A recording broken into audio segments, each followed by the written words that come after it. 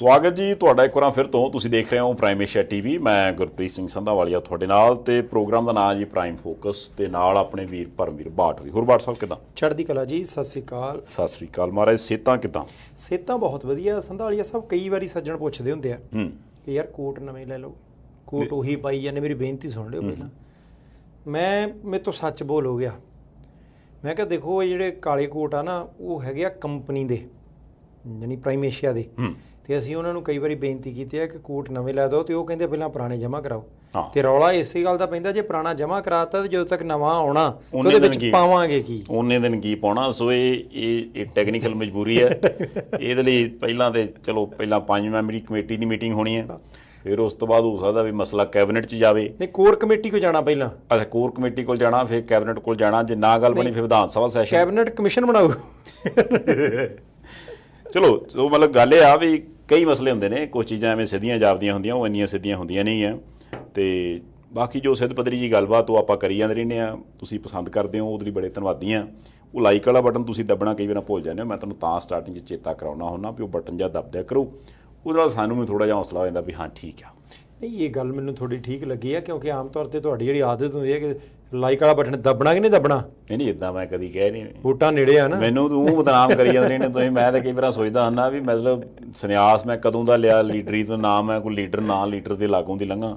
ਫਿਰ ਵੀ ਇੱਕ ਉਹਦੇ ਵੀ ਐਵੇਂ ਨਾਂ ਹੀ ਵੱਜ ਜਾਂਦਾ ਨਾ ਕਿਸੇ ਦਾ, ਉਹ ਤੁਸੀਂ ਨਾਂ ਵਜਾਇਆ ਮੇਰਾ, ਹੋਰ ਗੱਲ ਕੋਈ ਨਹੀਂ। नहीं चलो संधालिया साहब, ऐसी गल कोई नहीं है, सब ये पब्लिक है, ये सब जानती है। हाँ बिल्कुल जानती है, कोई झूठ नहीं होने। उन्होंने टिप्पणियां करके दसना भी उन्होंने की पता की नहीं पता।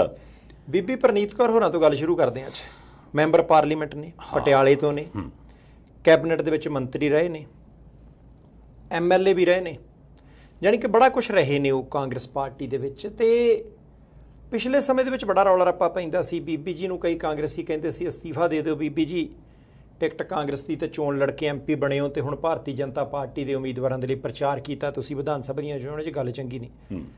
वो कहंदे कढ़ दिओ, जे तुहानूं लगदा है कि इधर उधर गल है कोई कढ़ दिओ। ना कांग्रेस पार्टी उन्होंने कढ़ण जोगी कि भाई मुड़ के अगले MP रह जाने ते असीं करांगे की, ना वो अस्तीफा दिंदे आ कि मुड़ के इलैक्शन होनी है, फिर बीबी लिए भी औखा तो कांग्रेसियों लिए भी औखा। पर अचानक पता नहीं की होया, बीबी प्रनीत कौर होरां ने कुछ औरतां नूं नाल लैके एक मुजाहरा कीता ते आम आदमी पार्टी तो मंग कीती, कहंदे 1000 रुपया इत्थे रखो, जिहड़ा तुसीं इलैक्शन दे दिनां दौरान वादा कीता सी बीबियां दा, झट औखा बहुत लंघदा। अजी वैसे एक गल ते आ भी जिहड़ी उन्होंने मंग रखी, एक ते ਉਹ ਅਜੇ ਤੱਕ ਕਿਸੇ ਦੇ ਧਿਆਨ 'ਚ ਨਹੀਂ ਸੀ ਆਈ ਜੀ। ਮਤਲਬ ਇਹਦੋਂ ਗੱਲੋਂ ਮੈਂ ਨਾ ਵੀ ਕੰਮ ਉਹਨਾਂ ਵਧੀਆ ਚੱਕ ਲਿਆ ਵੀ ਇਹਦੋਂ ਪਹਿਲਾਂ ਵੀ ਹੋਰ ਕੋਈ ਵਿਰੋਧੀ ਪਾਰਟੀ ਇਹ ਮੁੱਦਾ ਚੁੱਕਦੀ, ਉਹਨਾਂ ਨੇ ਮੁੱਦਾ ਚੱਕ ਲਿਆ। ਕਿਉਂਕਿ ਗੱਲ ਠੀਕ ਹੈ ਵੀ ਜੇ ਗਰੰਟੀ ਦਿੱਤੀ ਸੀ, ਵਾਅਦਾ ਕੀਤਾ ਸੀ ਆਮ ਆਦਮੀ ਪਾਰਟੀ ਵਾਲਿਆਂ ਨੇ, ਪੂਰਾ ਤਾਂ ਉਹਨੂੰ ਕਰਨਾ ਚਾਹੀਦਾ ਜੀ। ਦੂਜੀ ਗੱਲ ਇਹ ਵੀ ਜਿਹੜੀ ਅਚਾਨਕ ਸਰਗਰਮੀ ਵਾਲੀ ਗੱਲ ਚੱਲੀ, ਇਹਦੇ ਤੋਂ ਕਿਤੇ ਨਾ ਕਿਤੇ ਇਹ ਵੀ ਚਰਚਾ ਚੱਲਣ ਲੱਗ ਪਿਆ ਵੀ ਇਹਦਾ ਮਤਲਬ ਵੀ ਹੁਣ 2024 ਵਾਲਾ ਮਾਹੌਲ ਬਣਨ ਲੱਗ ਪਿਆ। ਕਿਸੇ ਵੇਲੇ ਹੁੰਦਾ ਨਾ ਵੀ ਉਹ ਕਹਿੰਦਾ ਯਾਰ ਵਿਆਹ ਕਦੋਂ ਆ, ਕਹਿੰਦੇ ਉਹ ਤਾਂ ਜੇ ਅਗਲੇ ਸਾਲ ਜਾ ਕੇ ਆ। ਕਹਿੰਦੇ ਉਹ ਠੀਕ ਹੈ ਵੀ ਮਿਸਤਰੀ ਕਿਉਂ ਲਾ ਲਿਆ ਹੈ ਨਾ। ਉਹਦੇ ਨਾਲ ਥੋੜ੍ਹਾ ਜਿਹਾ ਸੀਗਾ ਇੱਧਰੋਂ ਕੰਧ ਕੁੰਧ ਜੀ ਕਰਨ ਵਾਲੀ ਆ, ਗੇਟ ਅੱਗੇ ਵੀ ਥੋੜ੍ਹਾ ਜਿਹਾ ਬਣਾਉਣ ਵਾਲਾ ਜੁਗਾੜ ਦਾ, ਨਾਲੇ ਬਣਾਉਂਦਿਆਂ ਟਾਈਮ ਲਾ ਜਾਣਾ, ਨਾਲੇ ਹੁਣ 4 ਦਿਨ ਵਿਹਲੇ ਆ ਵੀ ਚਲੋ ਲਾਗੇ ਜਾ ਕੇ ਫਿਰ ਕਿਸੇ ਵੇਲੇ ਔਖਾ ਹੋ ਜਾਂਦਾ। ਸੋ ਕੁਛ ਲੋਕ ਇਹਨੂੰ ਇਸ ਤਰ੍ਹਾਂ ਵੀ ਵੇਖ ਰਿਹਾ ਵੀ ਕਿਤੇ 2024 ਦੀਆਂ ਇਲੈਕਸ਼ਨਾਂ ਦੇ ਹਿਸਾਬ ਨਾਲ ਸਰਗਰਮੀ ਤਾਂ ਨਹੀਂ, ਕਿਉਂਕਿ 2-3 ਚੀਜ਼ਾਂ ਕਲੀਅਰ ਹੋ ਗਈਆਂ ਨੇ। ਇੱਕ ਤਾਂ ਮੁੱਦਾ ਚੱਕ ਲਿਆ, ਇੱਕ ਖਬਰ ਬਣ ਗਈ, ਤੀਸਰਾ ਸ਼ਕਤੀ ਪ੍ਰਦਰਸ਼ਨ ਹੋ ਗਿਆ, ਚੌਥਾ ਇਹ ਗੱਲ ਹੋ ਗਈ ਵੀ ਇੱਕ ਪਾਸੇ ਕਾਂਗਰਸ ਪਾਰਟੀ ਬੜੀ ਸਰਗਰਮ ਹੈ। ਉਹ ਚਾਹੇ ਕਿਸੇ ਹੋਰ ਮੁੱਦੇ 'ਤੇ ਆਪਾਂ ਉਹਦੀ ਗੱਲ ਕਰਾਂਗੇ। ਕਾਂਗਰਸ ਪਾਰਟੀ ਦੇ ਲੀਡਰ ਅਗਲੇ ਗਿਣਨ ਬੈਠਦੇ ਸੀ, ਉਹਦੇ ਵਿੱਚ MP ਦੇ ਤੌਰ 'ਤੇ ਨਾਂ ਤਾਂ ਆਉਂਦਾ ਸੀ ਪ੍ਰਨੀਤ ਕੌਰ ਹੋਰਾਂ ਦਾ, ਪਰ ਸਰਗਰਮੀ ਕੋਈ ਨਹੀਂ ਸੀ। ਉਹਨਾਂ ਨੂੰ ਸਰਗਰਮੀ ਕੀਤੀ। देखो बड़ी वड्डी चर्चा सी कि अदकी बनूगा कि इत्थों टिकट कांग्रेस पार्टी किहनूं दऊ, क्योंकि बीबी जी दा टब्बर तां सारा चला गया पंजाब लोक कांग्रेस च। पंजाब लोक कांग्रेस कैप्टन साहब दी पार्टी है, वो भाजपा दे नाल गठजोड़ है। ये भी बड़ी वड्डी पद्धर ते चर्चा सी कि उहदा रलेवा हो जाना भारतीय जनता पार्टी च, अगलियां ने उधरले पासे चले जाना। वैसे ही सही वेला उड़ीकदे आ, गलबात हो चुकी है, वो जांदे आ तां बीबी प्रनीत कौर किहड़ा पिछे रहणगे। ਹੁਣ ਬੀਬੀ ਪ੍ਰਨੀਤ ਕੌਰ ਨੇ ਸਟੈਪ ਬਾਈ ਸਟੈਪ ਸਾਰਾ ਕੁਝ ਕੀਤਾ। ਪਹਿਲਾਂ ਤਾਂ ਜਦੋਂ ਕੈਪਟਨ ਸਾਹਿਬ ਅੱਡ ਹੋਏ, ਉਹ ਕਹਿੰਦੇ ਸੀ ਮੈਂ ਟੱਬਰ ਤੋਂ ਬਾਹਰ ਨਹੀਂ, ਬੀਬੀ ਨੇ ਕਲੀਅਰ ਕਰਤਾ ਸੀ। ਉਹਦੇ ਤੋਂ ਬਾਅਦ ਫਿਰ ਉਹਨਾਂ ਨੇ ਓਪਨ ਜੀਪ ਦੇ ਵਿੱਚ ਖੜ ਕੇ ਭਾਜਪਾ, ਪੰਜਾਬ ਲੋਕ ਕਾਂਗਰਸ ਤੇ ਅਕਾਲੀ ਦਲ ਸੰਯੁਕਤ ਜਿਹੜਾ ਢੀਂਡਸਾ ਸਾਹਿਬ ਵਾਲਾ, ਉਹਨਾਂ ਦੇ ਗੱਠਜੋੜ ਦੇ ਉਮੀਦਵਾਰਾਂ ਦੇ ਲਈ ਪਟਿਆਲੇ 'ਚ ਪ੍ਰਚਾਰ ਵੀ ਕੀਤਾ, ਤੇ ਕਾਂਗਰਸ ਪਾਰਟੀ ਦੇ ਉਮੀਦਵਾਰਾਂ ਦੇ ਉਲਟ ਪ੍ਰਚਾਰ ਕੀਤਾ। ਫਿਰ ਬੜੇ ਲੋਕ ਕਿਆਫੇ ਲਾਉਂਦੇ ਸੀ, ਹੁਣ ਨਹੀਂ ਫਿਰ ਬੀਬੀ ਨੇ ਚੋਣ ਲੜਨੀ, ਹੁਣ ਥੋੜੀ ਫਿਰ ਚੋਣ ਲੜਨਗੇ। ਉਹਨਾਂ ਨੇ 3-4 ਦਿਨ ਪਹਿਲਾਂ ਇਹ ਵੀ ਕਹਿ ਦਿੱਤਾ, ਕਹਿੰਦੇ ਜੀ ਲੋਕ ਸਭਾ ਦੀ ਇਲੈਕਸ਼ਨ ਤਾਂ ਲੜਨੀ ਆਪਾਂ, ਹਾਂ ਕਿਸ ਪਾਰਟੀ ਵੱਲੋਂ ਲੜਨੀ ਹੈ, ਕਿਹੜੇ ਚੋਣ ਨਿਸ਼ਾਨ ਤੇ ਲੜਨੀ ਹੈ, ਕਿਹਨਾਂ ਸਿਧਾਂਤਾਂ ਤੇ ਲੜਨੀ ਹੈ, ਵਾਅਦੇ ਦਾਅਵੇ ਹੋਣਗੇ ਕੀ, ਉਹ ਸਾਰੇ ਕੁਝ ਦੇ ਬਾਰੇ ਪੱਤੇ ਨਹੀਂ ਖੋਲੇ। ਪਰ ਜੇ ਇਸ ਤਰੀਕੇ ਦੇ ਨਾਲ ਅਚਾਨਕ ਉਹਨਾਂ ਨੇ ਔਰਤਾਂ ਨੂੰ ਨਾਲ ਲੈ ਕੇ ਸ਼ਕਤੀ ਪ੍ਰਦਰਸ਼ਨ ਕੀਤਾ, ਲੱਗਦਾ ਹੈ ਕਿ ਹੋਰ ਸਿਆਸੀ ਬੱਸ ਦੇ ਵਿੱਚ ਬਹਿਣ ਦੇ ਲਈ ਸਾਰਾ ਟੱਬਰ ਤਕਰੀਬਨ ਤਿਆਰ ਹੋ ਗਿਆ, ਤੇ ਜੇ ਜਾਣਾ ਕਿਸੇ ਪਾਸੇ ਆਪਣੇ ਆਪ ਨੂੰ ਤਾਕਤਵਰ ਤਾਂ ਦਿਖਾਉਣਾ ਹੀ ਪਊਗਾ। ਨਹੀਂ ਦੇਖੋ, ਦੋਵੇਂ ਮਸਲੇ ਹੱਲ ਹੋ ਜਾਣੇ ਇਹਦੇ ਨਾਲ। ਇੱਕ ਤੇ ਦੇਖੋ ਸਰਗਰਮੀ ਹੋ ਗਈ, ਖਬਰਾਂ ਬਣ ਗਈਆਂ। ਤੀਸਰਾ, ਕੱਲ ਨੂੰ ਜੇ ਅਗਲਿਆਂ ਨੂੰ ਵੀ ਲੱਗੂਗਾ ਵੀ ਨਹੀਂ ਯਾਰ ਬੰਦੇ ਹੈਗੇ ਨਾਲ, ਜੇ ਵੀ ਧਰਨਾ ਪ੍ਰਦਰਸ਼ਨ ਹੋ ਜਾਂਦਾ ਵੀ ਜੇ ਆਉਂਦੇ ਨੇ ਆਪਣੇ ਨਾਲ ਜਾਂ ਕੱਲ ਨੂੰ ਆਪਾਂ ਇੱਥੋਂ ਟਿਕਟ ਦਿੰਦੇ ਆ ਤੇ ਗੱਲ ਬਣ ਸਕਦੀ ਜੀ। ਕਿਉਂਕਿ ਇਹ ਵੀ ਚਰਚਾ ਸੀ ਨਾ ਵੀ ਜੇ ਪ੍ਰਨੀਤ ਕੌਰ ਹੋਰੀ ਹੁਣ ਸਰਗਰਮੀ ਘਟਾਉਂਦੇ ਨੇ ਤੇ ਉਹ ਵਾਲਾ ਜਿਹੜਾ ਹਲਕਾ ਉੱਥੋਂ MP ਤੇ ਚਾਹੀਦਾ ਹੀ ਆ, ਟਿਕਟ ਵੀ ਦੇਣੀ ਹੈ ਕਿਸੇ ਨੇ ਕਿਸੇ ਨੂੰ, ਤੇ ਸ਼ਾਇਦ ਕੈਪਟਨ ਸਾਹਿਬ ਲੋਕ ਸਭਾ ਦੀਆਂ ਚੋਣਾਂ ਲੜ ਲੈਣ। ਪਰ ਹੁਣ ਜੇ ਤਾਂ ਉਹਨਾਂ ਨੇ ਕਿਹਾ ਵੀ ਨਹੀਂ ਸਰਗਰਮੀ ਹੈਗੀ ਆ, ਹੁਣ ਦੋ ਗੱਲਾਂ ਹੋ ਸਕਦੀਆਂ, ਜਾਂ ਤੇ ਕੈਪਟਨ ਸਾਹਿਬ ਕਿਸੇ ਹੋਰ ਹਲਕੇ ਤੋਂ ਚੋਣ ਲੜਨਗੇ ਜਾਂ ਫਿਰ ਕੈਪਟਨ ਸਾਹਿਬ ਚੋਣ ਨਹੀਂ ਲੜਨਗੇ। ਕਿਉਂਕਿ ਪਿਛਲੇ ਸਮੇਂ 'ਚ ਵੀ ਜਦੋਂ ਇੱਕ ਵਾਰ ਉਹ ਅੰਮ੍ਰਿਤਸਰ ਤੋਂ ਬਣੇ ਸੀ ਲੋਕ ਸਭਾ ਮੈਂਬਰ, ਉਹ ਗਏ ਨਹੀਂ ਸੀ ਲੋਕ ਸਭਾ। ਜਦੋਂ ਪੁੱਛਦੇ ਸੀ ਉਹ ਕਹਿੰਦੇ ਨਹੀਂ ਯਾਰ ਮੇਰਾ ਇੰਟਰਸਟ ਨਹੀਂ ਉੱਥੇ, ਮੈਂ ਉੱਥੇ ਕੀ ਕਰਨ ਜਾਣਾ। ਫਿਰ ਉਹ ਵਿੱਚੋਂ ਹੀ ਆਉਂਦੇ ਸੀ ਵੀ ਮੈਂ ਵਿਧਾਨ ਸਭਾ ਵਾਲੇ ਪਾਸੇ ਆਉਣਾ, ਮੈਂ ਪੰਜਾਬ 'ਚ ਰਹਿਣਾ। ਹੁਣ ਪੰਜਾਬ ਦੇ ਵਿੱਚ ਤੇ ਜੋ ਹੋਣਾ ਸੀ 2022 ਵਾਲੀਆਂ ਇਲੈਕਸ਼ਨਾਂ 'ਚ ਹੋ ਗਿਆ, ਹੁਣ ਗਾਂ 27 'ਚ ਅਜੇ ਹੋਣਾ। ਮੀਨ ਟਾਈਮ ਕੈਪਟਨ ਸਾਹਿਬ ਲੋਕ ਸਭਾ ਦੀ ਇਲੈਕਸ਼ਨ ਲੜਦੇ ਕਿ ਨਹੀਂ ਲੜਦੇ, ਇਹ ਤਾਂ ਹੁਣ ਟਾਈਮ ਹੀ ਦੱਸੂ। ਵੈਸੇ ਕੈਪਟਨ ਸਾਹਿਬ ਦੀ ਇੱਕ ਗੱਲ ਤਾਂ ਮੰਨਣੀ ਪਊਗੀ ਕਿ ਉਹ ਪਾਰਟੀ ਦੇ ਹੁਕਮ ਦੇ ਬੜੇ ਵੱਜੇ ਹੁੰਦੇ। ਜਦੋਂ ਅੰਮ੍ਰਿਤਸਰ ਗਏ, ਜੇਤਲੀ ਸਾਹਿਬ ਨੂੰ ਹਰਾਇਆ, ਲੋਕ ਸਭਾ 'ਚ ਮੁੜ ਕੇ ਗਿਆ ਹੀ ਨਾ ਜਿੱਤ ਕੇ, ਉਦੋਂ ਪੱਤਰਕਾਰ ਪੁੱਛਦੇ ਸੀ, ਉਹ ਕਹਿੰਦੇ ਮੈਂ ਤਾਂ ਇਲੈਕਸ਼ਨ ਲੜਨੀ ਨਹੀਂ, ਮੈਂ ਤਾਂ MLA ਦੀ ਇਲੈਕਸ਼ਨ ਲੜਨੀ ਸੀ, ਮੇਰਾ ਤਾਂ ਧਿਆਨ ਹੀ ਸਾਰਾ ਉਧਰ ਸੀ। ਮੈਨੂੰ ਤਾਂ ਸਪੈਸ਼ਲ ਬੀਬੀ ਸੋਨੀਆ ਗਾਂਧੀ ਦਾ ਦਿੱਲੀੋਂ ਹੁਕਮ ਆਇਆ ਕਿ ਤੁਸੀਂ ਇਲੈਕਸ਼ਨ ਲੜਨੀ ਆ, ਕਹਿੰਦੇ ਪਾਰਟੀ ਹਾਈ ਕਮਾਂਡ ਦਾ ਹੁਕਮ ਤਾਂ ਸਿਰ ਮੱਥੇ ਹੁੰਦਾ। ਮੈਂ ਕਿਹਾ ਠੀਕ ਹੈ ਜੀ, ਜੇ ਤੁਹਾਡਾ ਹੁਕਮ ਆ ਤਾਂ ਆਪਾਂ ਅੰਮ੍ਰਿਤਸਰੋਂ ਜਾ ਕੇ ਲੜ ਲੈਂਦੇ ਆ। ਕਹਿੰਦੇ ਮੈਂ ਤਾਂ ਉਹਨਾਂ ਦੇ ਕਰਕੇ ਗਿਆ ਸੀ, ਦਿੱਲੀ ਦੀ ਰਾਜਨੀਤੀ ਦੇ ਵਿੱਚ ਇੰਟਰਸਟ ਹੀ ਕੋਈ ਨਹੀਂ। ਫਿਰ ਦੂਸਰੀ ਵਾਰੀ ਇੱਕ ਫੇਰ ਆਈ ਸੀ, ਜਦੋਂ ਪੰਜਾਬ ਸੂਬੇ ਦੇ ਵਿੱਚੋਂ ਨਜਾਇਜ਼ ਰੇਤਾ ਕੱਢੀ ਗਈ ਤਾਂ ਉਹ ਕਹਿੰਦੇ ਫਾਈਲਾਂ ਤਾਂ ਬੀਬੀ ਸੋਨੀਆ ਗਾਂਧੀ ਨੂੰ ਦਿੱਤੀਆਂ। ਤੁਸੀਂ ਦੇਖੋ ਇੰਨੀ ਸਮਰਪਣ ਭਾਵਨਾ, ਪਾਰਟੀ ਦੀ ਲੀਡਰਸ਼ਿਪ ਦੇ ਪ੍ਰਤੀ ਇੰਨਾ ਜ਼ਿਆਦਾ ਸ਼ਰਧਾ ਵਾਲੀ ਭਾਵਨਾ, ਇਹਦੇ ਬਾਵਜੂਦ ਵੀ ਅਗਲੇ ਮੁੱਖ ਮੰਤਰੀ ਦੀ ਕੁਰਸੀ ਤੋਂ ਲਾ ਦੇਣ, ਔਖਾ ਤਾਂ ਲੱਗਦਾ ਹੀ ਹੈ ਨਾ। ਕੋਈ ਗੱਲ ਨਹੀਂ, ਜੇ ਉਹਨਾਂ ਔਖਾ ਕੀਤਾ ਤੇ ਹੁਣ ਗਾਂ ਉਹ ਕਿਹੜਾ ਸੌਖੇ ਨੇ, ਹੈ ਨਾ। ਗੱਲ ਤੇ ਆ ਵੀ ਇਹ ਤਾਂ ਇਦਾਂ ਹੀ ਚੱਲਦਾ ਵੀ ਭਾਈ ਸਾਹਿਬ ਫੜ ਬਾਂਹ ਫੜਾ ਬਾਂਹ, ਵੀ ਤੂੰ ਮੇਰਾ ਕੁਛ ਨਾ ਕੁਛ ਸਵਾਰ ਦੇ, ਮੈਂ ਤੇਰਾ ਸਵਾਰ ਦਿੰਦਾ। ਹੁਣ ਜੇ ਭਾਈ ਹਾਈ ਕਮਾਂਡ ਨੇ ਵੇਖਿਆ ਵੀ ਨਹੀਂ ਸਾਨੂੰ ਲੋੜ, ਜਾਂ ਉਹਨਾਂ ਨੇ ਵੇਖਿਆ ਵੀ ਨਹੀਂ ਅਸੀਂ ਤਾਂ ਆਪਣਾ ਮਸਾਂ ਦੇਖ ਲਈਏ ਯਾਰ, ਹੁਣ ਗਾਂ ਕਿੰਨੇ ਲੀਡਰਾਂ ਨੂੰ ਸਾਂਭੀ ਜਾਈਏ। ਪਾਰਟੀ ਬਾਜੀ ਦੇ ਵਿੱਚ ਗੁੱਟਬੰਦੀ ਸਿਖਰਾਂ ਤੇ ਸੀਗੀ, ਉਹ ਇਕੱਲੇ ਪੰਜਾਬ 'ਚ ਨਹੀਂ ਪੰਜਾਬੋਂ ਬਾਹਰ ਵੀ ਸੀਗੀ। ਕਾਂਗਰਸ ਪਾਰਟੀ 'ਚ ਜਿੰਨੀਆਂ ਕੁ ਤਰੇੜਾਂ ਪੈ ਗਈਆਂ, ਇਹ ਤੇ ਉਸ ਕੰਧ ਵਾਲਾ ਹਿਸਾਬ ਹੋਇਆ ਵਾ। ਕਿਸੇ ਵੇਲੇ ਮਤਲਬ ਵੀ ਮਿਸਤਰੀ ਨੂੰ ਸੱਦਿਆਂ ਦਾ, ਯਾਰ ਮਿਸਤਰੀ ਪਤਾ ਨਹੀਂ ਯਾਰ ਕੀ ਗੱਲ, ਪਾਪੜੀਆਂ ਜਿਹੀਆਂ ਡਿੱਗਦੀਆਂ ਸੀਮਿੰਟ ਦੀਆਂ, ਕਿੱਦਾਂ ਕਰੀਏ। ਉਹ ਕਹਿੰਦਾ ਦੇਖੋ ਦੋ ਹੀ ਗੱਲਾਂ, ਜਾਂ ਤਾਂ ਮੈਂ ਟੀਪ ਕਰ ਦਿੰਦਾ, ਉਹਦੀ ਗਰੰਟੀ ਕੋਈ ਨਹੀਂ, ਜਾਂ ਫਿਰ ਇੱਦਾਂ ਕਰੋ ਵੀ ਇੱਕ ਨਾ ਝਾੜ ਕੇ ਨਾ ਸਾਰਾ ਦੋਹਰੇ ਪਲਸਤਰ ਕਰੀਏ। ਇਹ ਹੁਣ ਝਾੜ ਕੇ ਦੋਹਰੇ ਪਲਸਤਰ ਹੋਣ ਵਾਲਾ ਮਿਸਤਰੀ ਨੇ ਤੇ ਬੜੇ ਚਿਰ ਦਾ ਕਹਿਤਾ। ਕਾਂਗਰਸ ਪਾਰਟੀ ਵਾਲੇ ਕਦੋਂ ਕਰਦੇ ਆ, ਮੈਡਮ ਸੋਨੀਆ ਗਾਂਧੀ, ਰਾਹੁਲ ਗਾਂਧੀ ਜੀ ਕਦੋਂ ਕਰਦੇ, ਇਹ ਟਾਈਮ ਦੱਸੂ। ਤੇ ਜੇ ਨਾ ਕੀਤਾ ਪਲਸਤਰ, ਫਿਰ ਕੰਧ ਤੇ ਅਗਲੇ ਸੋਟੀ ਲੈਣੀ, ਜਿਸ ਹਿਸਾਬ ਨਾਲ ਅਗਲੇ ਲੱਗੇ ਆ। ਨਹੀਂ ਪਲਸਤਰ ਨਹੀਂ ਕਾਂਗਰਸੀਆਂ ਨੇ ਕਰਨਾ। ਉਹ ਕਹਿੰਦੇ ਜਿਹੜਾ ਜਾਂਦਾ ਜਾਵੇ, ਸਾਡੀ ਟਰਾਲੀ ਖਾਲੀ ਚੰਗੀ। ਜੈਵੀਰ ਸ਼ੇਰਗਿੱਲ ਪੰਜਾਬ ਦੇ ਨਾਲ ਸੰਬੰਧਿਤ ਨੇ, ਬੜੇ ਪੁਰਾਣੇ ਕਾਂਗਰਸੀ ਨੇ, ਯੰਗ ਨੇ ਉੱਦਾਂ, ਤੇ ਰਾਸ਼ਟਰੀ ਸਪੋਕਸਪਰਸਨ ਦਾ ਅਹੁਦਾ ਬੜੇ ਲੰਬੇ ਸਮੇਂ ਤੋਂ ਕਾਂਗਰਸ ਪਾਰਟੀ ਦਾ ਉਹਨਾਂ ਦੇ ਕੋਲ ਸੀ। ਉਹਨਾਂ ਨੇ ਅਸਤੀਫਾ ਦੇ ਦਿੱਤਾ। ਬੜੀ ਵਾਰੀ ਚਰਚਾ ਚੱਲਦੀ ਹੁੰਦੀ ਸੀ ਪੰਜਾਬ ਦੇ ਇੱਕ ਲੋਕ ਸਭਾ ਹਲਕੇ ਤੋਂ ਕਿ ਐਤਕੀ ਜੈਵੀਰ ਸ਼ੇਰਗਿੱਲ ਨੂੰ ਟਿਕਟ ਦੇ ਦੇਣੀ ਹੈ। ਤੇ ਉੱਪਰਲੇ ਪਾਸੇ ਦਿੱਲੀ ਦੇ ਵਿੱਚ ਉਹਨਾਂ ਦਾ ਨਾਮ ਬੜਾ, ਕਾਂਗਰਸ ਪਾਰਟੀ ਦੀ ਹਾਈ ਕਮਾਂਡ ਦੇ ਨੇੜੇ ਬਹੁਤ। ਉਹਨਾਂ ਨੇ ਅਸਤੀਫਾ ਦੇ ਦਿੱਤਾ। ਬਹੁਤ ਵੱਡੀ ਗੱਲ ਨਹੀਂ, ਨਾ ਕਦੇ ਇਲੈਕਸ਼ਨ ਲੜੇ ਆ, ਨਾ ਕਦੇ ਜਿੱਤੇ ਆ। ਲੋਕਾਂ ਦੇ ਵਿੱਚ ਆਧਾਰ ਕਿੰਨਾ ਕੁ ਆਉਣ ਵਾਲੇ ਸਮੇਂ 'ਚ ਪਤਾ ਲੱਗ ਜੂ। ਪਰ ਜਾਂਦੇ ਜਾਂਦੇ ਉਹਨਾਂ ਨੇ ਜਿਹੜੀ ਚਿੱਠੀ ਬੀਬੀ ਸੋਨੀਆ ਗਾਂਧੀ ਨੂੰ ਲਿਖੀ, ਉਹ ਬੜੀ ਕਮਾਲ ਦੀ। ਉਹ ਕਹਿੰਦੇ ਦੇਖੋ ਜੀ, ਪਾਰਟੀ ਨੇ ਮੈਨੂੰ ਬਹੁਤ ਕੁਛ ਦਿੱਤਾ, ਜੋ ਕੁਛ ਹੈਗਾ ਪਾਰਟੀ ਕਰਕੇ ਆ। ਪਾਰਟੀ ਨੇ ਮੌਕੇ ਬਹੁਤ ਕੁਛ ਦਿੱਤੇ, ਪਰ ਕਹਿੰਦੇ ਹੁਣ ਇਸ ਕਰਕੇ ਪਾਰਟੀ ਛੱਡ ਚੱਲੇ ਕਿਉਂਕਿ ਚਾਪਲੂਸਾਂ ਦਾ ਘੇਰਾ ਬੜਾ ਮਜ਼ਬੂਤ ਹੋ ਗਿਆ ਤੁਹਾਡੇ ਆਲੇ ਦੁਆਲੇ, ਕਿ ਚਾਪਲੂਸ ਕਿਸਮ ਦੇ ਲੋਕ ਤੁਹਾਡੇ ਨੇੜੇ ਨੇ, ਤੁਹਾਨੂੰ ਗਲਤ ਸਲਾਹਾਂ ਦਿੰਦੇ ਆ, ਪਾਰਟੀ ਨੂੰ ਗਲਤ ਪਾਸੇ ਲੈ ਕੇ ਜਾ ਰਹੇ ਆ, ਆਪਣਾ ਲਾਭ ਦੇਖਦੇ ਆ। ਇਸ ਕਰਕੇ ਮੈਂ ਹੁਣ ਆਪਣੇ ਅਸੂਲਾਂ ਨਾਲ ਸਮਝੌਤਾ ਕਰਕੇ ਹੋਰ ਨਹੀਂ ਰਹਿ ਸਕਦਾ।